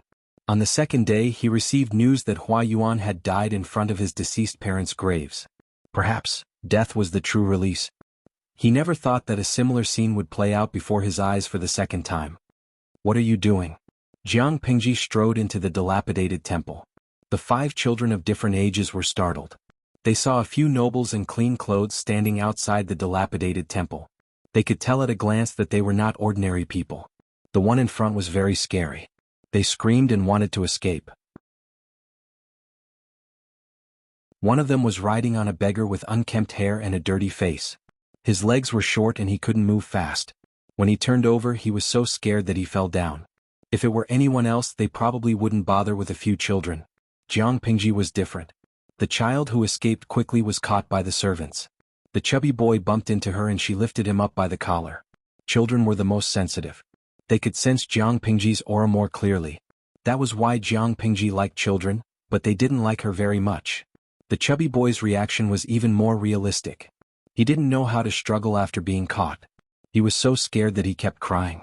2 streams of tears rolled down his face, and milky white mucus flowed down his dirty nostrils and into his mouth. Lu Zheng's eyelids twitched. He was worried that Jiang Pingji wouldn't control her strength and pinched the children to death. The other children were caught by the servants. One of them was still naked. Judging from his previous actions, he had just peed on the beggar in the dilapidated temple. It was true that Jiang Pingji liked children, but she didn't like the kind that disgusted her. Beat them up and teach them a lesson. If their parents can't teach them well, don't blame others for teaching them. The servants did as they were told, but they controlled their strength. They only beat them until they cried, but they wouldn't hurt their muscles or bones. Their movements alarmed the villagers nearby. One by one they came over with a hoe, trying to get Jiang Pingji to release the children. Seeing the clothes and the swords hanging on their waists, the villagers were terrified again. Jiang Pingji didn't do anything to the villagers. She just let them take the children back so they could discipline them. If these little bastards were older. Jiang Pingji snorted. Her voice wasn't loud, but it was full of killing intent. Hua Yuan felt like he had a long and terrible nightmare. The scenes were intermittent. He could see clearly, but he couldn't control his body. He couldn't wake up. That was until a terrifying aura approached him, and the ice-cold touch made him quiver. His muddled mind suddenly became clear. Hua Yuan's face was blank for a moment. After a while he looked like he was about to cry, or maybe he couldn't cry anymore. Hua Yuan. An unfamiliar female voice came to his ears. Hua Yuan raised his head and looked. He was in a trance. This person, Master Lanting? Even though they had only met once many years ago, Jiang Pingji was a woman with a unique charm. It was hard to forget. Even though they hadn't seen each other for many years, he could still recognize her. Behind Jiang Pingji, Lu Zheng's face was full of disbelief. He didn't expect the dirty, ragged beggar in front of him to be Hua Yuan. His right foot seemed to be broken. The wound on his ankle had been soaked in the muddy puddle of the dilapidated temple and was rotting. Jiang Pingji said, "Yes." Hua Yuan looked a little uneasy.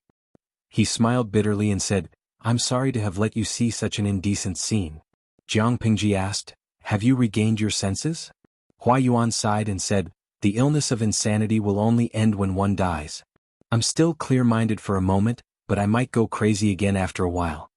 He didn't seem surprised by his situation. His cloudy eyes also became clear. There was relief in his eyes and some of his former elegance could be seen. You know why I'm here? Hua Yuan said calmly, I can guess a little, but I still have some regrets. I hope you can help me. His wish was not excessive. He just wanted to freshen up by the stream, change into a clean set of clothes, and pay his respects in front of his parents' grave. Jiang Pingji asked the servant to give him an extra set of clothes. After washing up, Hua Yuan was no longer in a sorry state, but he looked more than 10 years older than before. His hair was mostly white. Lu Zheng said to Wei Ci in a low voice, look at him. He can't even say half a word about the speech he prepared. No matter how much he hated Hua Yuan, he had to admit that Hua Yuan was quite a character. He could stir up trouble not long ago, but now, Wei Ci asked him, your heart has softened? Lu Zheng said, what's the point of being calculative with a lunatic who's always acting crazy? I don't even have the energy to think about it. Your heart has softened, but he wants to die. Lu Zheng was stunned.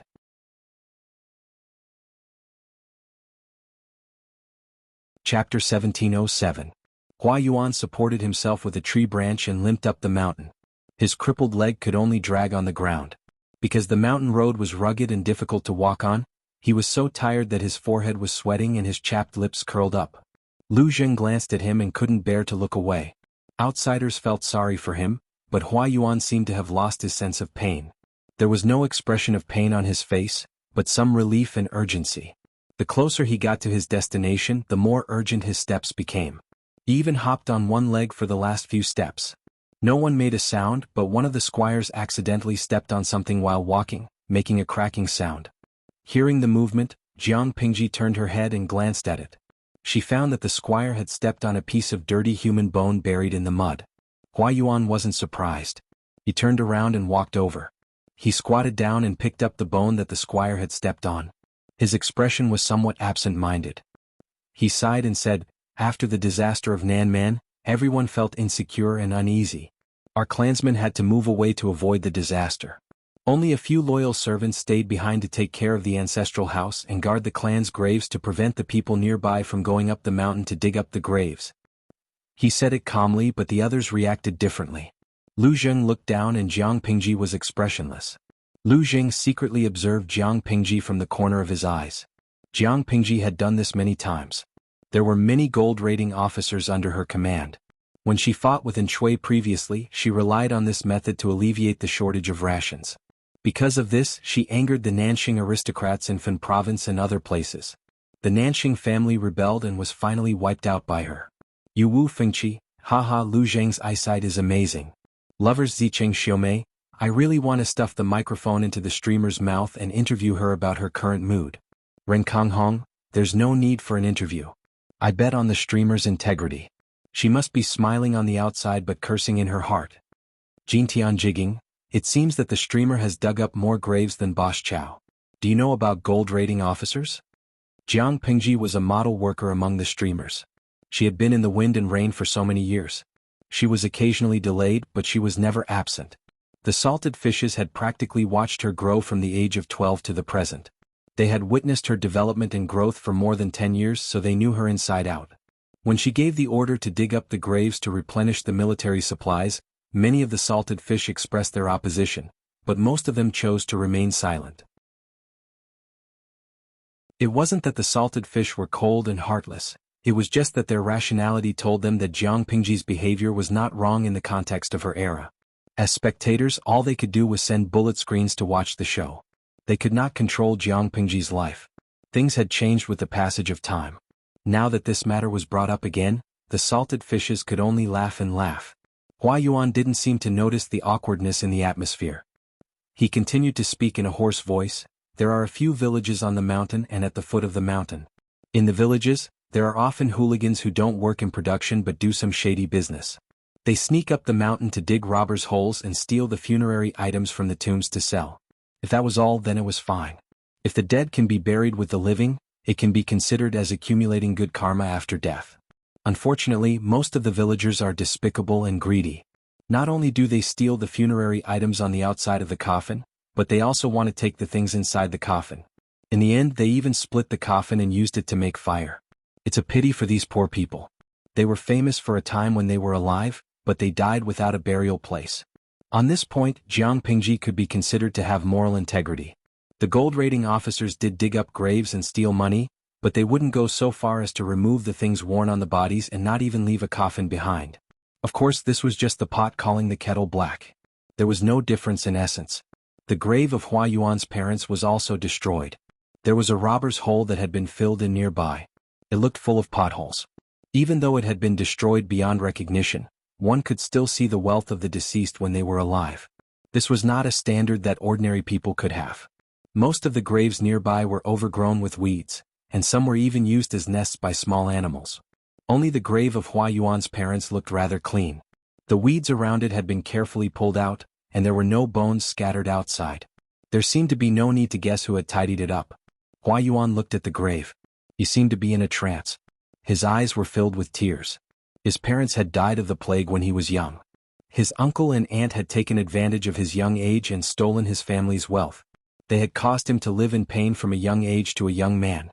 If the plague had taken him away, he wouldn't have had to suffer for more than 30 years.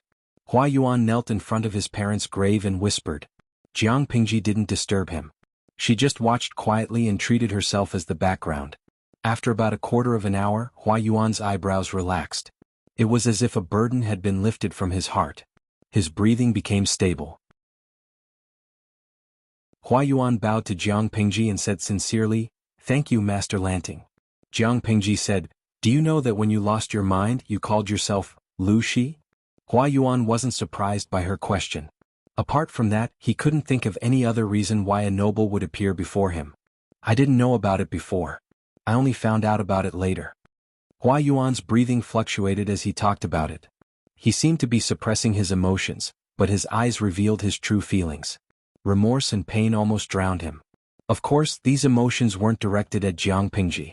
They were directed at other people, such as the young master he treated like his own, his chief of the Public Security Bureau, and the people who had died directly or indirectly at his hands.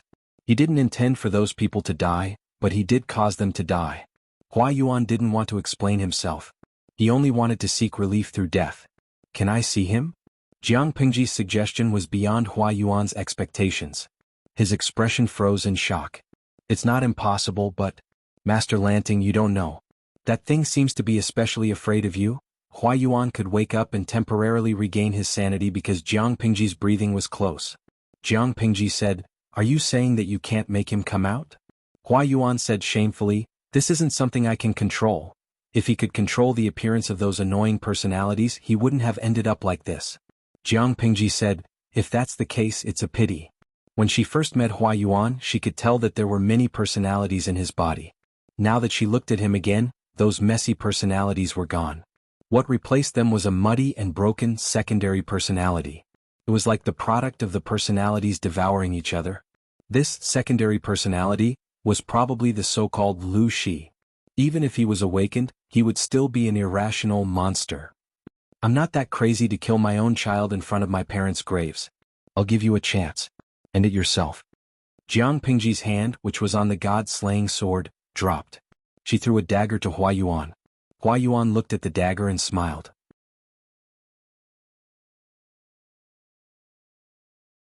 Chapter 1708. Be careful, my lord. The change happened in an instant. Just as Jiang Pingji turned around, Hua Yuan, who had picked up the dagger, suddenly had a ferocious look on his face. He held the dagger in his hand and was about to stab Jiang Pingji in the back. Wei Xiai and the rest were a little further away and could not rush to escort the emperor at this distance. They could only shout out a warning. The idle audience sitting in front of the screen was scared out of their wits. Before they could scream, Jiang Pingji, who was ambushed by Hua Yuan, seemed to have grown a pair of eyes on the back of her head. She unsheathed her god-slaying sword and hit Hua Yuan's wrist with the back of the sword, knocking the dagger out of his hand. Looking at Hua Yuan, who looked like a completely different person, Jiang Pingji said, "You're out." Suppressing the primary personality in an instant, this secondary personality that called itself Lu Shi was really tenacious and scheming. At this moment, Hua Yuan's expression was ferocious. His gaze was fierce and he let out a beast-like growl from his throat. The retainer reacted and quickly subdued Hua Yuan. How could Hua Yuan, who was almost at the end of his rope, compare to a few strong retainers? Naturally, he was suppressed to the point where he couldn't get up. Give it back to me.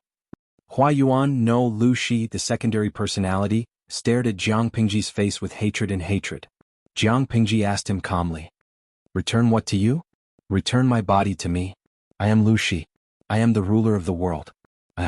You are not, I am. He opened his fingers and tried to grab the corner of Jiang Pingji's clothes, but she looked at him with pity. You don't even know who you are.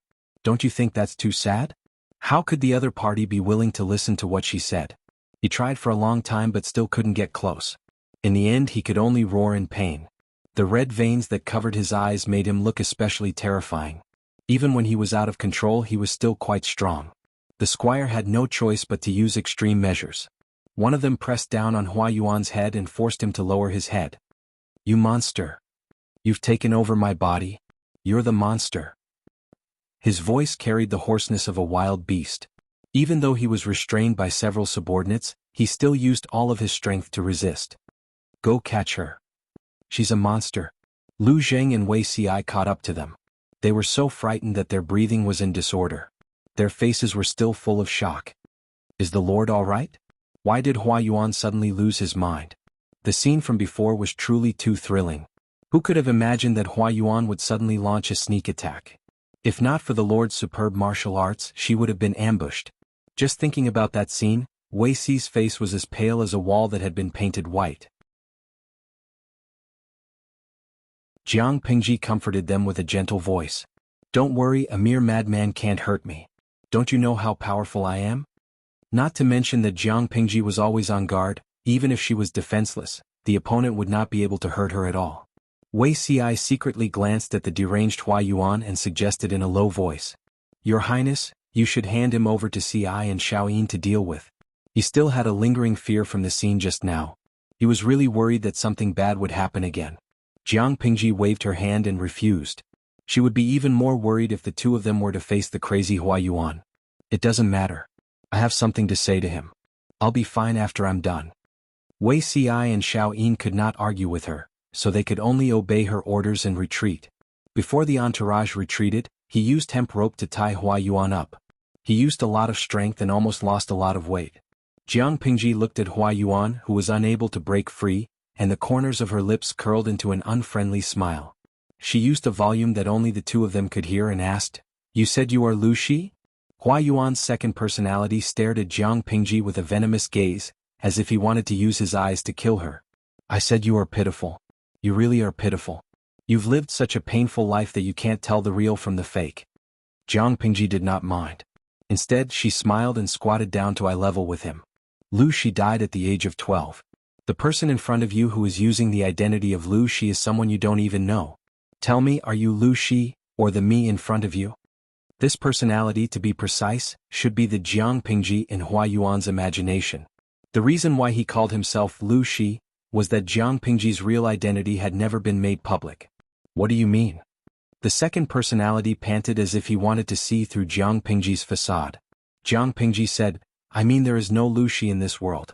If there is no Lu Shi, then who are you? You lied to me. Jiang Pingji sneered. Whether I lied to you or not, shouldn't you know best in your heart?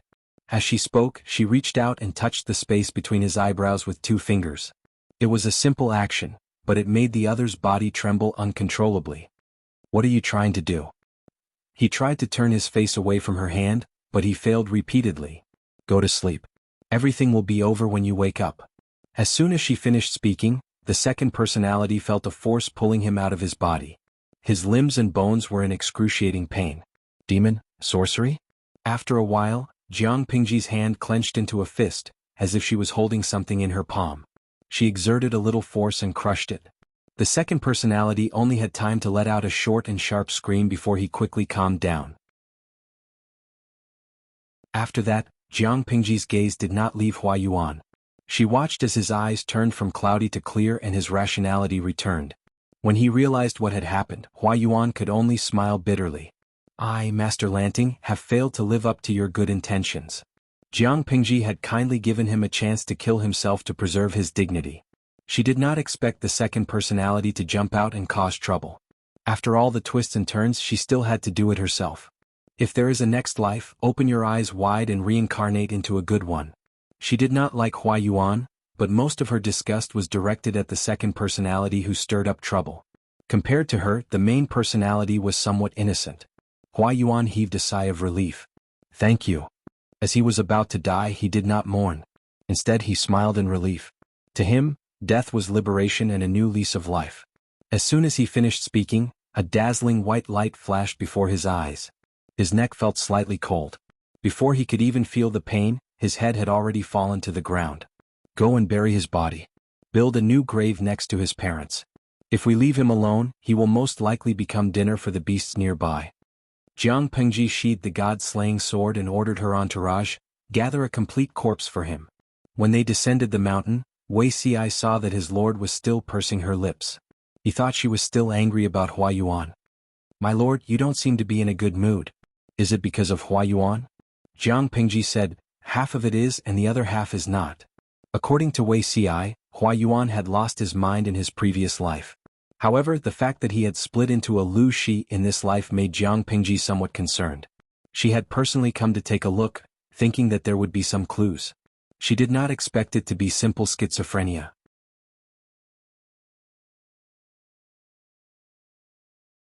Chapter 1709. Nanxing was the unluckiest of the 5 countries in the world. First, Nanxing was destroyed and the Nanman massacred. Then the feudal lords rose up and formed an alliance to fight against the barbarians. After more than 10 years of war, all the prefectures were in a state of waiting for development, but from time to time, mobs and bandits would cause trouble. Jiang Pengji had the intention to govern, but it was a long project that could not be solved in 2 or 3 days. Everything had to be done in a down-to-earth manner, one step at a time. After dealing with Hua Yuan's matter, Jiang Pengji was not in a hurry to leave Ningzhou with her people because something was holding her back. The flood in Ningzhou is so serious? Jiang Pengji and her people temporarily stayed in the prefecture government of Ningzhou. The prefecture government had not been renovated for many years. It looked worse than the private houses of ordinary merchants. Fortunately, the prefecture government was not a jerry-built project. It could still be lived in after some cleaning. Jiang Pengji stayed there for 2 days. When she was free, she thought that the prefecture government should have the files of previous years. It was also the best way to understand the situation in Ningzhou. She ordered people to sort out the files that had piled up in the state mansion. As soon as they opened the storeroom, they were shocked. Piles and piles of files were haphazardly piled up, with a thick layer of dust on them. The rancid air inside was so choking that it was hard to breathe. They sorted out the files in the warehouse for 2 days before moving them out. Many of the files had been destroyed by moths. They sorted them out and put them away. Jiang Pengji picked them and looked at them. She did not know if she did not look, but she was shocked when she saw them. Not only were there unjust and false cases that had piled up for many years, but there were also a large number of flood records. After looking at them, Jiang Pengji knew that there would be floods in Ningzhou every few years. It would be fine if the floods did not come, but when they did, the mountains would be flooded. Countless people would die and many crops would not be spared. Jiang Pengji asked them to find the bamboo slips related to the flood control. In the end, she was speechless to find that there were not even 10% of such records. Many of the contents were perfunctory. Only after a lot of effort to sort them out did they come up with some useful information. Zixiao, send someone to find out if there are people who have lived in Ningzhou for a long time. Ask them about the flood situation over the years. Lu Jing asked, controlling the flood is not a short-term task. It consumes a lot of manpower, material resources, and financial resources. How long do you plan to stay here? She had to prioritize. The flood did not happen every year and it would not be effective in 1 or 2 years. Instead of wasting time here, Jiang Pengji might as well do something else and take complete control of Nanxing as soon as possible. If she delayed for too long, Zhongzhou would recover, and she would miss the best opportunity to reclaim Zhongzhou. Lu Jing still did not know what Qiguan Rang and Sun Wen had done to Zhongzhou. The information was not on the same level, so his considerations were somewhat incorrect. If he had known that these 2 deities were stirring up trouble in Zhongzhou, causing the entire nation to be in turmoil, he probably wouldn't have said this. Jiang Pengji said, it's precisely because the flood control mission involves so much that I'm even more worried about handing it over to people I'm not familiar with. I'm afraid that they won't do a good job. At the very least, it's better to understand the details and strive to have a clear idea of what's going on. Then I'll hand it over to someone else so that I don't have to worry about the other party deceiving me. There would be no more wars in the short term. Jiang Pingji wanted to buy as much time as possible to restore the livelihood of the local people and let them settle down. He who wins the hearts of the people will win the world. As long as the people were loyal to her, she was not afraid that the people in the rear would be egged on to rebel. Lu Jing saw that Jiang Pingji had her own plans. Out of his trust in her, he stopped trying to persuade her. After 2 days of investigation and sorting out, Jiang Pingji basically found out the source of the flood in Ningzhou. She was angry and amused at the same time. The destruction of Nanxing is really self-inflicted. You can't blame it all on the 4 factions of Nanman. Their roots are rotten. If they were to die, they would die later. The 4 factions of Nanman would just send Nanxing to heaven earlier. The flood in Ningzhou was not about anything else. It was mainly about the blockage of the river and the officials' connivance with the gentry clans occupying the riverbed near the flood discharge channel. Some people even transported soil to make farmland. Coupled with the accumulation of silt in the downstream river, the water system in Ningzhou was becoming more and more blocked. During the rainy season, it was fine if the rain was normal, but once it exceeded the normal amount, it was easy to cause a flood. The river would flow backwards and drown the crops. Before Nanxing was destroyed, Ningzhou would allocate a sum of money to control the flood every year and regularly send people to dredge the river. Even though there were cases of corruption and bribery, God gave face. There were occasional floods, but the scale was not large. Since the destruction of Nanxing, each prefecture and county had to endure the invasion of Nanman and face the domination of the local forces. Naturally, no one would allocate money to clean up the river. In the eyes of many short-sighted people, cleaning up the river was like throwing money into the river. It only made a sound, but it did not make money. The consequences of doing so came quickly. During the more than 10 years of war, Ningzhou had 2 major floods and 5 minor floods. About 10,000 people died. Over the years, the value of the crops lost was nearly 1 million strings of coins. According to the descriptions of the villagers, the floods in the past few years were getting worse. This year's luck was good. There was not much rainfall during the rainy season and there was no movement in the river. But next year it was hard to say. Jiang Pingji asked someone to take her to various blocked river channels to take a look. When she came back, she drew a simple picture. It's not practical to directly clean up the main river channel. We don't have enough time, money and manpower, Jiang Pingji said. It's better to clean up these few tributaries first and expand the river to share the pressure of the main river channel. When we have time, we can dredge the main river channel. Jiang Pingji circled a few more places and said, it's better to change these few turns and straighten them so that the flood discharge will be smoother. Lu Jing did not have much of an opinion. Who do you plan to hand over to, my lord?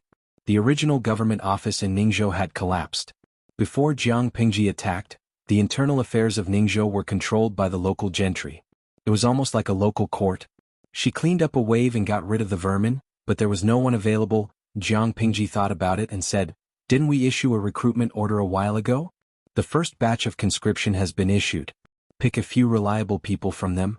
Alright, that person called me. You is not bad. I remember that one of the questions in her answer sheet was to simulate how to manage the river channel. Her hypothetical suggestion is quite feasible. It's not just an armchair strategist. It can be seen that this person is also a man of action. He's worth putting in an important position. Jiang Pingji never cared about the background or qualifications of the people she hired. She only looked at their sense of responsibility and ability. Although this kind of employment system was not in line with this era, Jiang Pingji was the one who made the rules. Only others obeyed her. There was no reason for her to compromise. In a few words, Jiang Pingji decided to hand over the affairs of Ningzhou to Miyu, a greenhorn. I'll write a letter asking her to come over and take up the post. When she comes, we'll leave. Even if Miyu had confidence in herself, when this letter of appointment was placed in front of her, she felt like she was dreaming.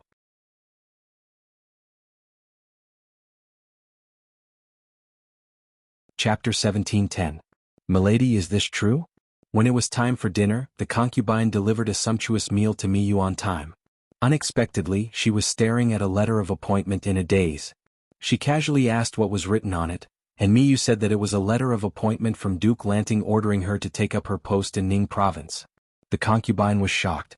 Miyu said, this letter of appointment was personally handed to me by Duke Lanting's trusted aide, so it can't be fake. It's just that, the concubine finished for her, it's just that you think this good news came too suddenly? Miyu sighed, although I have ambitions, I also know my own limits. This was indeed a good thing that fell from the sky, but Miyu was worried that she would be crushed to death by the pie before she could eat it. The concubine smiled. This is the first time I've heard milady say such unconfident words. In the concubine's impression, this first madam of her family was a capable person. No matter what she encountered, she always seemed to have a well-thought-out plan, and no matter how difficult the problem was, she could easily solve it. This isn't something that can be solved with confidence alone. I've never met the Duke of Lanting before, and the only thing he knows about me is that recruitment event. Just how daring does he have to be to entrust such an important task to a person he doesn't even know of? Mika said. The concubine didn't understand the affairs of the bureaucracy, but from what Miyu said, it didn't seem like a good thing. Then what should we do? Could there be other secrets to this matter? Is he trying to capture milady to bear the blame? The concubine was a little anxious. She was really worried about Miyu's safety. After all, this family was basically supported by Miyu. If something happened to Miyu with just that irresponsible man, all the concubines in the backyard would have no one to rely on. Milady, can we reject this matter? We can't just send ourselves to death for nothing. Seeing that the concubine's thoughts were getting more and more ridiculous, Miyu laughed and interrupted her random thoughts. What are you thinking about? I'm just curious about the Duke of Lanting's intentions, but I don't think she's that bad. Michu picked up the letter of appointment from the table and folded it carefully, smoothing every corner of it. This letter was the key to her official career. Whether she would rise to the top or not, it all depended on this letter. Michu said, however, I also heard that the Duke of Lanting is a very unexpected woman. She likes to do things unpredictably, and ordinary people can't predict what she will do. The concubine was comforted by Miyu, but she still looked at her worriedly. We can also look on the bright side. Perhaps the Duke of Lanting really has a sharp eye for talent. He could tell at a glance that your wife is a great talent. This matter is not urgent. Let's eat first. Mikan wasn't confident either, but she didn't want to infect the girl in front of her with her anxiety and worry for nothing. Besides, the Duke of Lanting wouldn't do anything that would ruin her reputation. This is most likely an opportunity for your madam. If I can grasp it in the future, there will definitely be a place for me. The concubine didn't understand these things, but since Mikan said so, she could only believe it. After dinner, the candle in Mikan's study didn't go out. It burned until the sun rose the next day. Mikan spent the whole night flipping through the books and notes related to flood control. She reviewed every part and extracted useful content to compile into a booklet. The rest of the time, she searched for information related to Ningzhou. Only by doing her homework could one know oneself and the enemy, and win 100 battles. However, staying up late was the result of being depressed.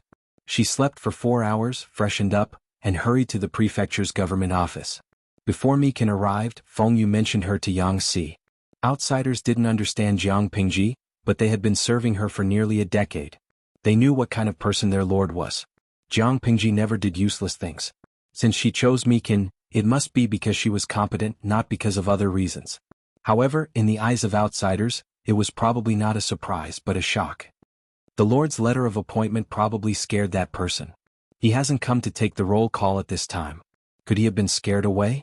As it was nearing mealtime, Yang Si had the kitchen serve the food. Nanqing's food was different from Dongqing's. The latter had a heavier taste while the former had a lighter taste. The cooking was also more exquisite. Wherever Jiang Pingji went to war, he would search for delicacies. Recently, he even planned to write a book about his experiences in food. The world was big, but eating was the most important. Feng Zhen's sarcasm reached his ears, but it only stayed for a few seconds before he deleted it. Yang Si, did you hear what I said? Yang Si said, I did. Feng Zhen said, then tell me when will Mikan come? Yang Si took a sip of the soup. The soup was fragrant but not greasy. When he swallowed it, the fragrance lingered in his mouth. It was indeed delicious. Don't you have a wife? Why are you so concerned about Mikan? Feng Zhen, this guy really didn't listen to what he said. Yang Si saw that Feng Zhen's face was showing signs of darkening. He coughed lightly and became slightly more serious. Which of the women that my lord has taken a liking to is simple? This Mikan is the same. You don't have to worry about her, Yang Si said. Even if she's a colleague, she's a married woman and you're a married man. Gossip is a fearful thing. It's never wrong to keep a distance. Yang Si really didn't hear what Feng Zhen said. He thought that this guy's old habits were acting up again, so he reminded him. Feng Zhen's face completely darkened. I'm asking you, Did that Meekin be scared away by my lord's sudden important position? You're thinking too much. Yang Si. His strong desire to live made Yang Si change the topic. Speaking of which, how talented is this Meekin that my lord values her so much? She was suddenly promoted to the position of a high-ranking official. Even a celestial monkey wouldn't have such speed.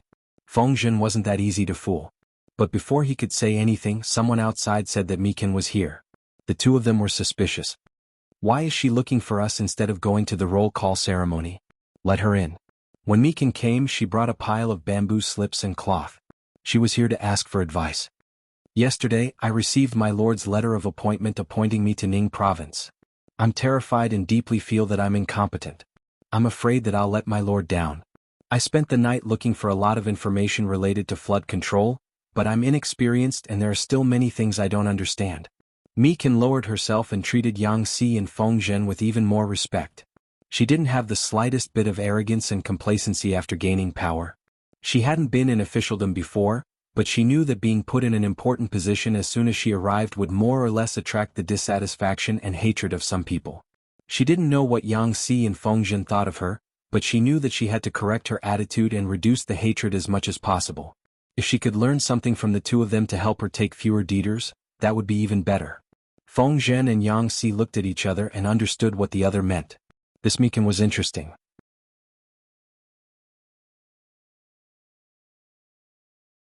Chapter 17:11. Michu's choice was undoubtedly correct. As an outsider who had been promoted to a high-level position within a few days of the conquest, there were many people who were jealous of her. With Feng Zhen and Yang Si's ideological awareness, they would not argue with her, let alone deliberately suppress Michu. But what about others? Could others trust Jiang Pingji's choice so much that they would not make things difficult for Michu? In places that Michu could not see, there were many people who were jealous and doubtful of her. Some just sneered and watched the show, waiting for her to fall from a high place. Others looked at her with eyes full of prejudice, carefully scanning every inch of her, trying to find evidence that could pull her down from her high horse. These people were still okay, they did not put their malice into action, but there were also people who had already planned to make her never rise again. Her starting point was too high. Many people struggled for years but did not even reach 1/10 of what she had today. Her starting point was the end point of others. How could she not be jealous and resentful? Because of this, Michu had to be even more careful not to leave any evidence that others could use against her. As a smart person, Michu naturally understood this logic. She did not dare to neglect important officials like Yang Si and Feng Zhen in the slightest.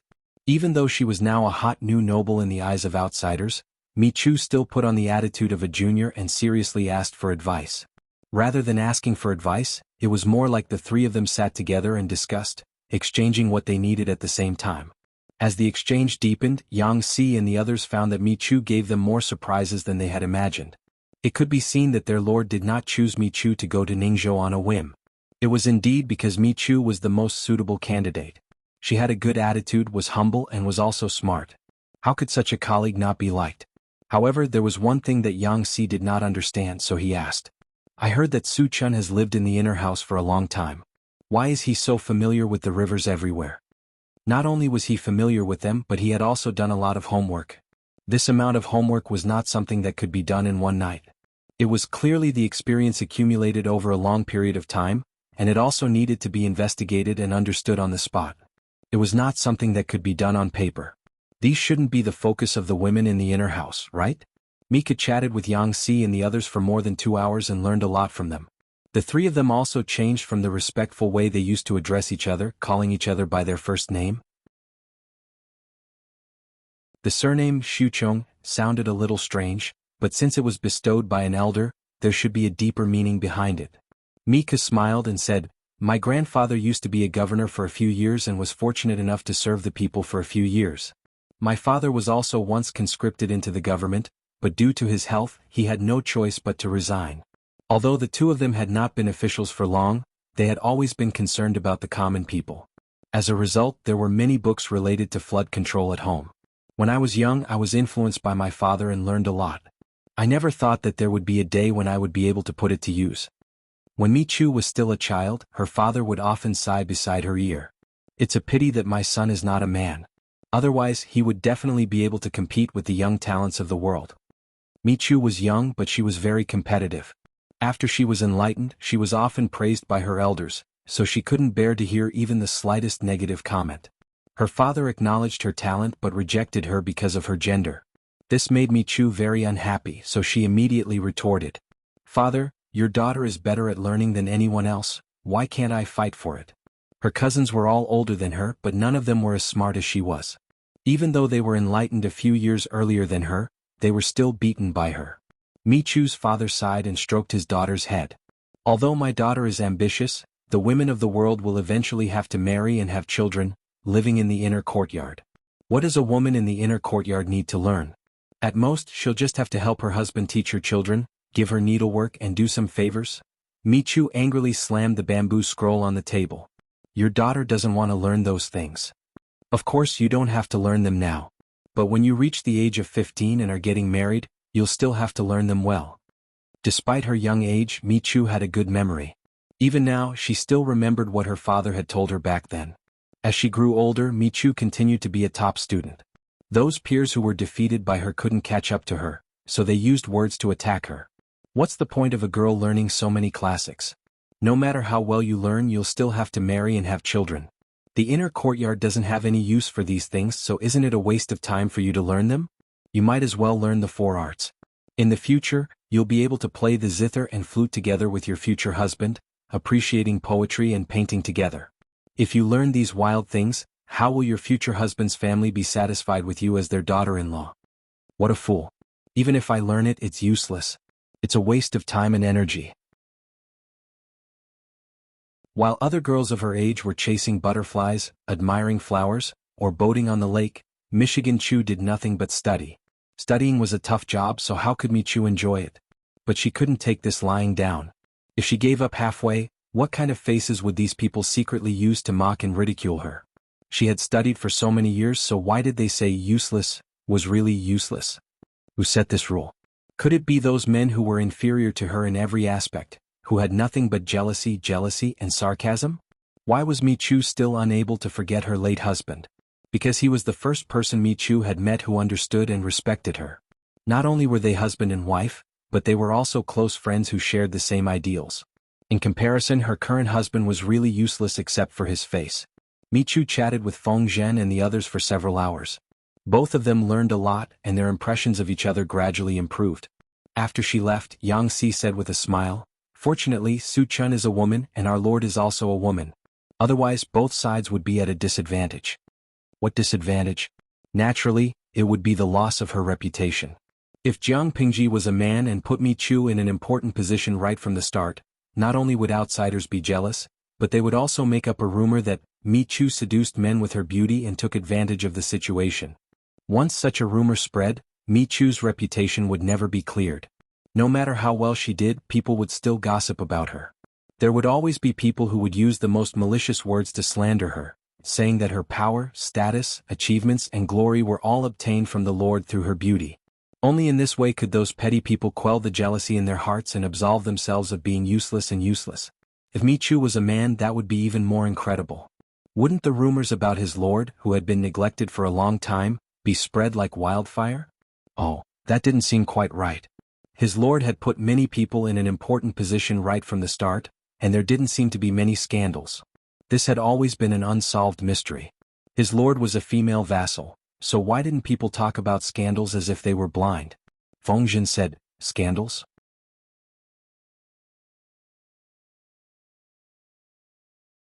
Chapter 17:12. As long as it didn't involve any conspiracy, Jiang Pingji's actions were honorable. Thus, the news of her appointing Michu spread like wildfire throughout the Nanxing aristocrat circle. Who was Michu? Investigate. Even after more than 10 years of war, the aristocrats of Nanxing were greatly weakened, but a starving camel was still bigger than a horse. If they wanted to investigate a person, the news would be as fast as a galloping horse. Moreover, Michu was born into an aristocrat family and was famous when she was young. Many people had heard of her name and recognized her. Michu was a famous talented girl when she was young.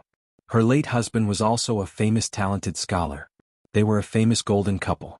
Later, her late husband died of illness and Michu became a widow. After a few years of silence, her presence gradually faded. Some people vaguely remembered the interesting things that happened between her and her late husband when they were young, but they didn't know that she was forced to remarry. No one could have imagined that the name Mi Liang would be mentioned once again. It wasn't because of her talent and beauty, nor was it because she was someone's wife, but because she was Mi Liang, a woman who was given such a heavy responsibility right after she was conscripted. After digging deeper, outsiders found out that so many things had happened to her.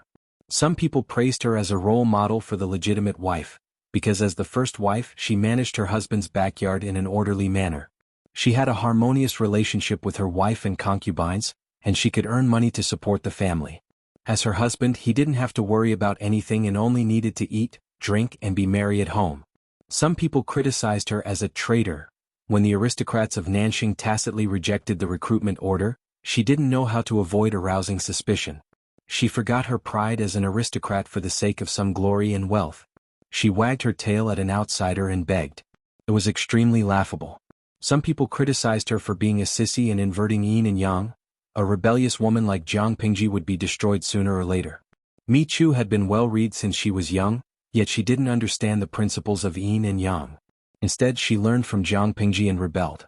Wasn't she afraid of angering her ancestors? Of course, although these people criticized her verbally, they were actually jealous in their hearts. According to the current situation, no one could stop Jiang Pingji's footsteps to rule the world. Whoever helped her would have the credit of founding the country. Mi Qian's ancestors were lucky enough to be able to get this opportunity. These people probably said that the grapes were sour because they couldn't eat them. Their mouths were chattering, but their hearts were filled with jealousy. Soon they found Mi Chu's current husband. She had thought that even if her second husband was worse than her first husband, it wouldn't be by much. This man is really lucky. With such a wife, he really doesn't have to do anything. If he were to marry a wife like Mi Ku, it wouldn't be 30 years less of hard work, it would be 3 lifetimes less of hard work. Thus, some of his friends who heard the news came over to say sour words, while others took the opportunity to make friends. Perhaps they would need each other's help in the future. Mi Qian's husband thought that he had struck it rich. Even the person who was usually cold to him was talking to him. He couldn't help but feel a little smug. Later on, the more he listened, the more he felt that something was wrong. Only after asking did he find out that Mi Chu had been placed in an important position right after he was subjugated. Knowing this, Mi Chu's husband became a little distracted. His ears were filled with the admiration and flattery of others, as well as the flattery of Mi Chu. There were even some people who secretly mocked him for being raised by his wife, saying that he was no different from a son-in-law who married into the family. He was furious, but he couldn't say anything to refute. He could only swallow his anger and not dare to utter a word. What could he do? If he had the capital to be arrogant, he would throw a divorce letter to Mi Chu right now and everyone would go their separate ways. That way, no one would mock him for being useless and living off a woman because of Mi Chu. But the truth was, he didn't have the guts to do so, and his parents wouldn't allow him to do so. Not to mention putting this idea into action. Even if he said it out loud, his parents would still press him down in front of his ancestors and break his legs. The world was big, but nothing was more important than the family's glory and inheritance. The son they gave birth to was disappointing, but at least the daughter-in-law they married was capable, so how could they let such a good daughter-in-law go? After being bored for 2 days, he packed his things and went to find Mi Chu, completely forgetting that he still had a meal of bamboo scrolls to eat. What are you doing here? Mi Chu had just arrived in Ningzhou, and this was the first time she met her lord, Jiang Pingji. After exchanging a few pleasantries, she was given a bunch of tasks. She was so busy that she felt dizzy. When she finally managed to find some time to return home to rest, the servants reported that her husband had come again. Isn't it all because of you? I can't stay at home anymore. Seeking refuge with Mi Chu was naturally for the sake of peace and quiet. Mi Chu rolled her eyes and ignored him. She hurriedly finished her lunch and prepared to seize the time to rest for a while. Her husband asked, "Don't you have anything to say?" Mi Chu yawned, feeling sleepy, and asked casually, "Say what?" Her husband said, "Something like a divorce." "You studied and became an official, isn't it all for this day?" As the weaker party, he really couldn't do anything when Mi Chu proposed a divorce. After all, Mi Chu's current backer was Jiang Pingji. Mi Chu frowned. "Who's talking nonsense in your ear?" Her husband said, "I just feel that this day will come sooner or later." Mi Chu smiled. "Divorce isn't that difficult, so why would you think that I'm doing all I can to become an official just to separate from you? I became an official because I'm a woman. What men can do I can also do. The purpose of a woman's life isn't to marry and bear children, but to be trapped in the backyard for the rest of her life. I became an official so that I can stand as tall as men, or even taller than them. Otherwise, what do you think? Having achieved a small part of her wish, Michu was in a good mood and didn't hide her ambition at all. Isn't that even more reason to separate? What's the point of following such a useless man? Why don't you find someone who can help you?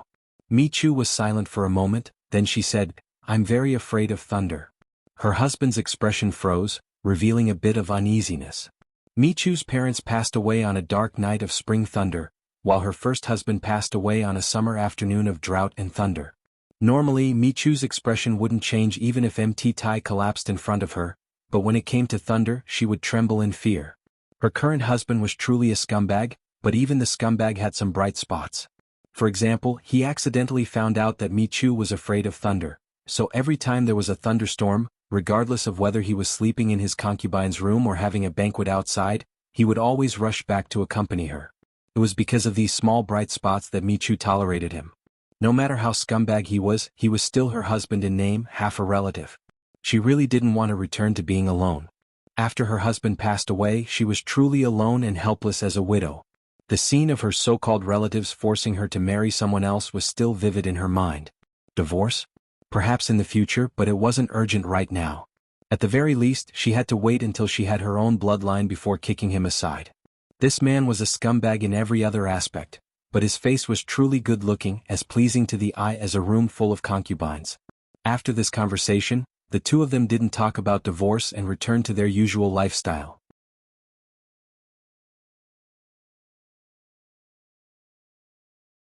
Chapter 17:13. Sigh, why didn't I realize that there were so many things to do in the past? Jiang Pingji looked at the official work piled up on her desk and sighed softly. She looked like she had nothing to live for. Her work efficiency was high, but she didn't see it decrease after being busy for so long. The most despairing thing was that she couldn't see the end of these days.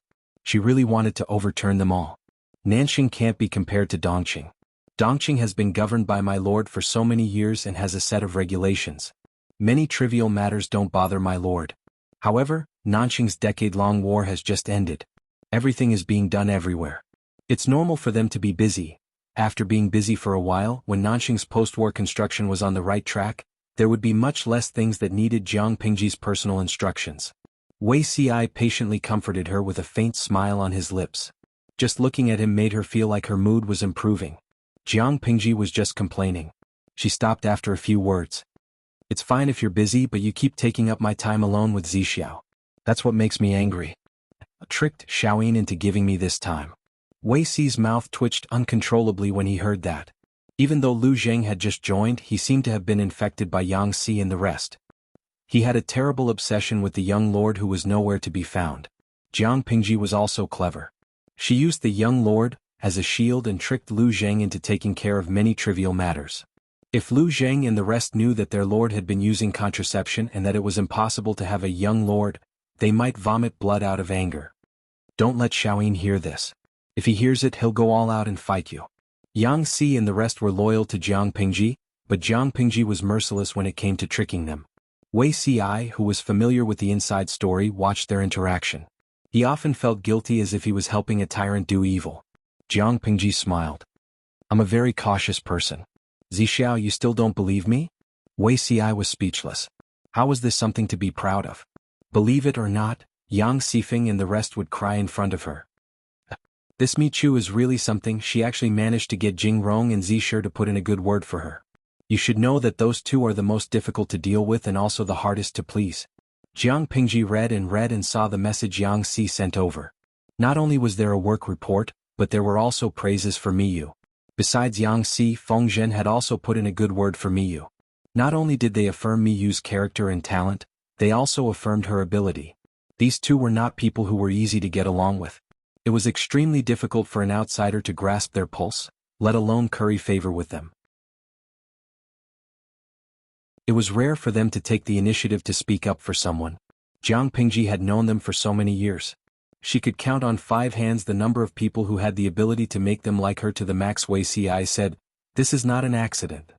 Back in her previous life, When Miku was in the bureaucracy, she was hated by many. Even though no one dared to speak against her openly, there were definitely many people who cursed her to die in secret. She was hated and cursed by so many people, yet she could still live peacefully. How could she do that without some ability? With her abilities, it wasn't as difficult as she had imagined to increase Gao Yangxi and Feng Zhen's favorability. Jiang Pingji smiled and said, I have even more expectations for her. I hope she won't disappoint me. Wei Ci said, My lord means? He frowned slightly, realizing that something was not quite right. Listening to what his lord meant, she wanted to promote Miyu to a higher position? Thinking of this, Wei Ci did not quite agree. According to Miyu's ability, she could use facts to convince everyone. It was only a matter of time before she reached the height of her previous life. His lord seemed to want to spoil things by pushing them from behind. Wouldn't this have the opposite effect? We have Nongqin in the military, but we still lack one in the civil field, Jiang Pingji said. I lack a woman like Miyu. She appeared at the right time. There was no lack of outstanding women around her, but these women were seriously biased towards subjects. The female generals, led by Jiang Nongqin, had barely managed to gain a foothold, but the civil field had yet to be developed. Wei Ci said, Isn't there a lady from the Wei family? He reminded his lord that Wei Jingxian had followed her husband Feng Jin and helped her for many years. She could not forget her just because her presence was low. Jiang Pingji said, It's not that I haven't considered Jingxian, but her temperament is on the soft side. She's not aggressive and doesn't have enough ambition. Bai Yuexia is not bad either. Jiang Pingji said, Her? I have special arrangements for her. She just needs to be engrossed in her studies and not get involved in those messy fights. Wei Jingxian was not bad, but her temperament and family background meant that she was more inclined to be conservative. Without ambition, how could she have the motivation to advance? Without aggressiveness, how could she demonstrate to the enemy and show her strength? If she couldn't do that, then she was not the person she wanted. Bai Yuexia was not bad either. According to Wei Ci, her future achievements would not be low. However, there were specializations in different fields. Bai Yuexia was from the Mahist, so her battlefield was not the court. Jiang Pingji also did not want Bai Yuexia to focus on that. What she needed was a benchmark so that the world could look at the achievements and status that women could achieve in the political arena through this benchmark. Jiang Nongqin was a martial artist. Wei Jingxian was too gentle. Bai Yuexia was partial to subjects. As for the others, they either lacked experience or talent. They could not become the most important chess pieces in Jiang Pingji's hands. Just when she was at her wits' end, Mi Chu appeared. Even if Mi Chu looked harmless, Jiang Pingji could see that her eyes were filled with desire and ambition for power. What was more precious was that Mi Chu had the ability to match her ambition. The timing of Mi Chu's appearance was just right. Therefore, Jiang Pingji planned to set Mi Chu as an important benchmark for women in the court. The women of the world would look up to her. Only when the civil and military complemented each other can they truly stand firm in the court. With them, the world would not look down on women as they used to. Wei Ci understood Jiang Pingji's intention after thinking for a while. In that case, Mi Chu is indeed the most suitable candidate. Jiang Pingji said to Wei Ci honestly, I think so, but whether or not she can grasp the opportunity depends on Mi Chu herself. If she can be supported, I will naturally work hard to cultivate her. If she is a useless person who can't be supported, I will not force her. After all, supporting an unworthy benchmark would not only be unsatisfactory, but it would also easily lead to a backlash. Wei Ci said, My lord's plans are far-reaching. You will definitely achieve what you want. Jiang Pingji smiled and said, Zixiao's words are still so in line with my thoughts. Because Jiang Pingji was obsessed with work, the idle people expressed that the content of the recent livestream was a little boring and they were a little tired of watching it. Fortunately, the idle people still had a fountain of happiness, dream of 1,000 years of luck.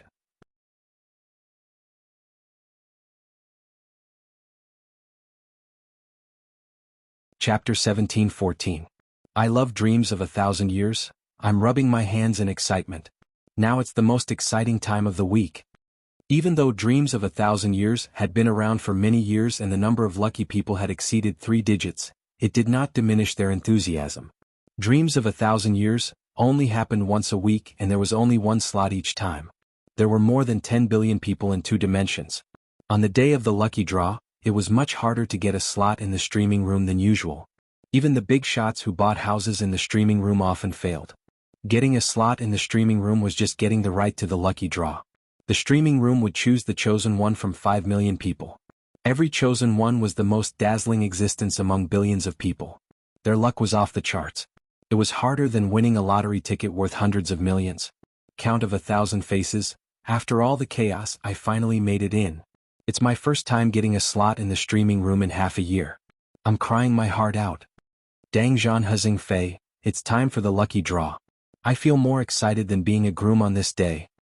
Yuren Rugio, look, this lucky person is of pure European descent. He's fair and beautiful. Why don't we roast him? Yuan Chu Tianfen, I'm curious about the identity of the lucky person this time. Is it possible for him to meet the streamer? Yuban Baobo, it's basically impossible. I've been following Dreams of 1,000 Years for so many years, and so far only 3 people have achieved this. According to the statistics of the big shots, only 3 of the 3-digit lucky emperors had ever been in the same frame as Jiang Pingji. There were less than 20 lucky emperors who had direct or indirect contact with celebrities in this dimension. The rest of the lucky emperors had basically transmigrated for half a day and traveled to ancient times before returning. They traveled through time with various identities, and the real identities of the lucky people were also varied. There was basically no pattern to it. It was impossible to predict who the lucky person was this week and what identity he had traveled through time. It was precisely because of this unknown that Dreams of 1,000 Years became more interesting and exciting. Every time the lucky draw was held, the lurking idle people would jump out. The increase in the bullet screen in the streaming room was in the tens of thousands. Jiang Pingji glanced at the screen from the corner of her eyes when she was dealing with the official documents. The lucky draw result popped up on the screen. Congratulations to the #1 playboy of the capital city for winning the slot of Dreams of 1,000 Years. Seeing this result, the bullet screen in the live broadcast room seemed to have stopped for 3 seconds, followed by countless question marks. Mudfish, excuse him? Oh. How could such a person have the chance to transmigrate? Jiang Pingji frowned, wondering why Salted Fish's reaction was so strange.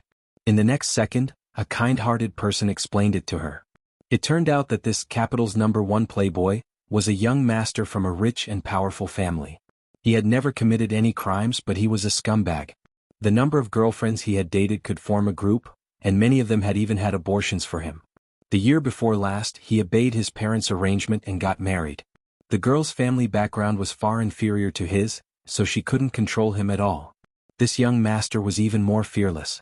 The red flag at home was still standing, but the colorful flags were fluttering outside. Every now and then there would be mistresses, fourths and fifths tearing up nameless gossips. What really made this young master famous was the gossip from last month. The 81st-tier female celebrity who failed to become a 6th-tier celebrity was tearing up a playboy on Weibo. The female celebrity also revealed a piece of gossip that infuriated the netizens. The young master was having an affair with the female celebrity the day before his wife gave birth. His wife gave birth to a daughter 2 months ago, but he didn't go back to see her a few times. He even privately mocked his wife for being pretentious with the female celebrity. It only took a few hours for a woman to give birth. Others could walk as if they were flying the next day, but she was pretentious and had to stay in the hospital for 2 months. The young master liked the new and got tired of the old. Soon he got tired of the female celebrity and wanted to break up. The female celebrity wanted more benefits, but the young master refused. The two of them broke down. How could the female celebrity be willing? The young master had only fulfilled half of the resources he had promised to give her. There was still the other half. The young master was impatient with the woman who didn't know what was good for her. He was annoyed by her pestering, so he decided to freeze her. The female celebrity was just an 81st-tier celebrity in the entertainment industry. Freezing her was something the young master could do with just a word. The female celebrity was also angry. Once she was angry, she decided to perish together with the young master. She gritted her teeth and made up her mind. She simply revealed on Weibo that she was tearing up the young master. Let's not talk about whether this move of hers was rational, or if she thought of it with her feet, but her generosity made the netizens eat their fill. For a week, all kinds of skinning, all kinds of reversals, and all kinds of high energy filled the emptiness of countless night owls. The female celebrity also revealed the audio recording, which completely crushed the young master. He couldn't even clear his name. The power of the netizens was strong. Soon, the young master's family and social media accounts were all exposed. When they were exposing him, they also found the young master's account in the live broadcast room. Unexpectedly, the young master was also a loyal fan of the live broadcast room, even though it was black. What was more coincidental was that his account ID was capitals #1 Playboy. Yanwu Guangsha. Bah, letting such a scumbag transmigrate is giving him a chance to go to ancient times to play with women? Green fairy tales, maybe he's a man in a woman's clothes. It's still uncertain whether he will be beaten or not. Meixiang as before, this guy can become a European emperor. I feel as disgusted as eating a fly. The young master didn't care about these sour comments. He happily announced the result on Weibo, with a face full of sarcasm for the masses of salted fish. His matter was a big deal on the internet. It was trending every day and he was almost the model of a modern scumbag. He didn't care. After all, the netizens' criticism and sour comments couldn't affect his real life. While the netizens were eating instant noodles and denouncing him, he still drove a luxury car, lived in a mansion and slept with the woman they yearned for day and night but couldn't have. Now it was even worse. The 1 in a billion chance of becoming a European emperor had fallen into his hands. What was this called? Not only was he rich, powerful and handsome, but he also had luck. God had really opened his eyes. When the young master was transmigrating in his dream, the resentment in the live broadcast room almost condensed into a substance. Many of the salted fish complained that they didn't want to watch the live broadcast because they felt disgusted. In the end, the law of Wang Jing told us that the more you swore, the easier it was to be slapped in the face. Xinxiang might be late but she would never be absent. Jiang Pingji's curiosity was aroused by the salted fish's resentment. She opened the interface of the European Emperor's live broadcast room, then, ha ha ha, and 666 filled every corner of the screen. She temporarily turned off the bullet screen and looked at the content on the screen in silence for 2 seconds. The identity of the European emperor who had transmigrated was a bit tricky. The European emperor's wish to go to ancient times to pick up ancient beauties was not going to happen.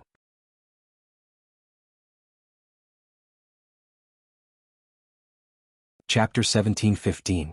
Yaidongwu, it's so easy for a woman to give birth. It's as easy as taking a dump. Am I right, lucky emperor? Xiao Zhuer, my dear, children born naturally are smarter. Just bear with it. How can a man be more afraid of pain than your wife and mother? She was giving birth to a child, but she was screaming like a pig being slaughtered. If she were to howl like this now, she would run out of energy later. Come a cup of iced coal. Ha, the lucky queen is indeed a happy fountain. I was so desperate just now that I wanted to turn off the live broadcast room. I didn't expect this guy to become a pregnant woman in labor. Oh my, I know it's wrong to gloat, but allow me to be happy first before I repent. Don't you think this pile of sh*t is so thick that you can't poop it out?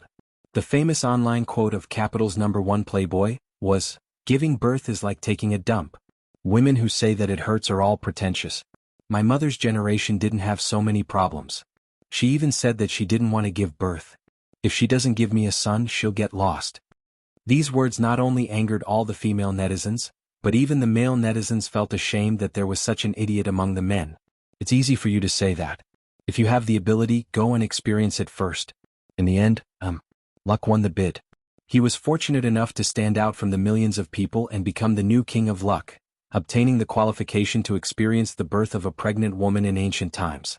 When he first crossed over, he felt a little dizzy, and his whole body seemed to be drained of energy. A wave of unbearable pain spread from his lower body to his whole body. As his consciousness cleared, the pain he felt became more and more intense. In the end, he couldn't take it anymore and tried to grab the source of the pain with his hands.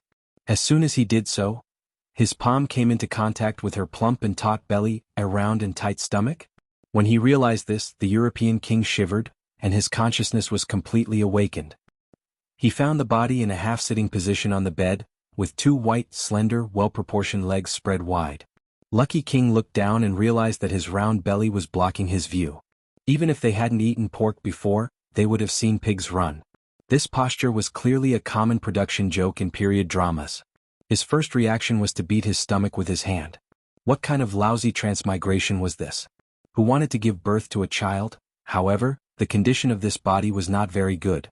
His actions did not affect the child in any way. Instead, it caused an even more intense contractions, causing him to wail and howl in pain. At this time, a middle-aged woman who looked like a midwife said hurriedly, "Dear, don't waste your energy now. Your baby is too big and the delivery time is not right.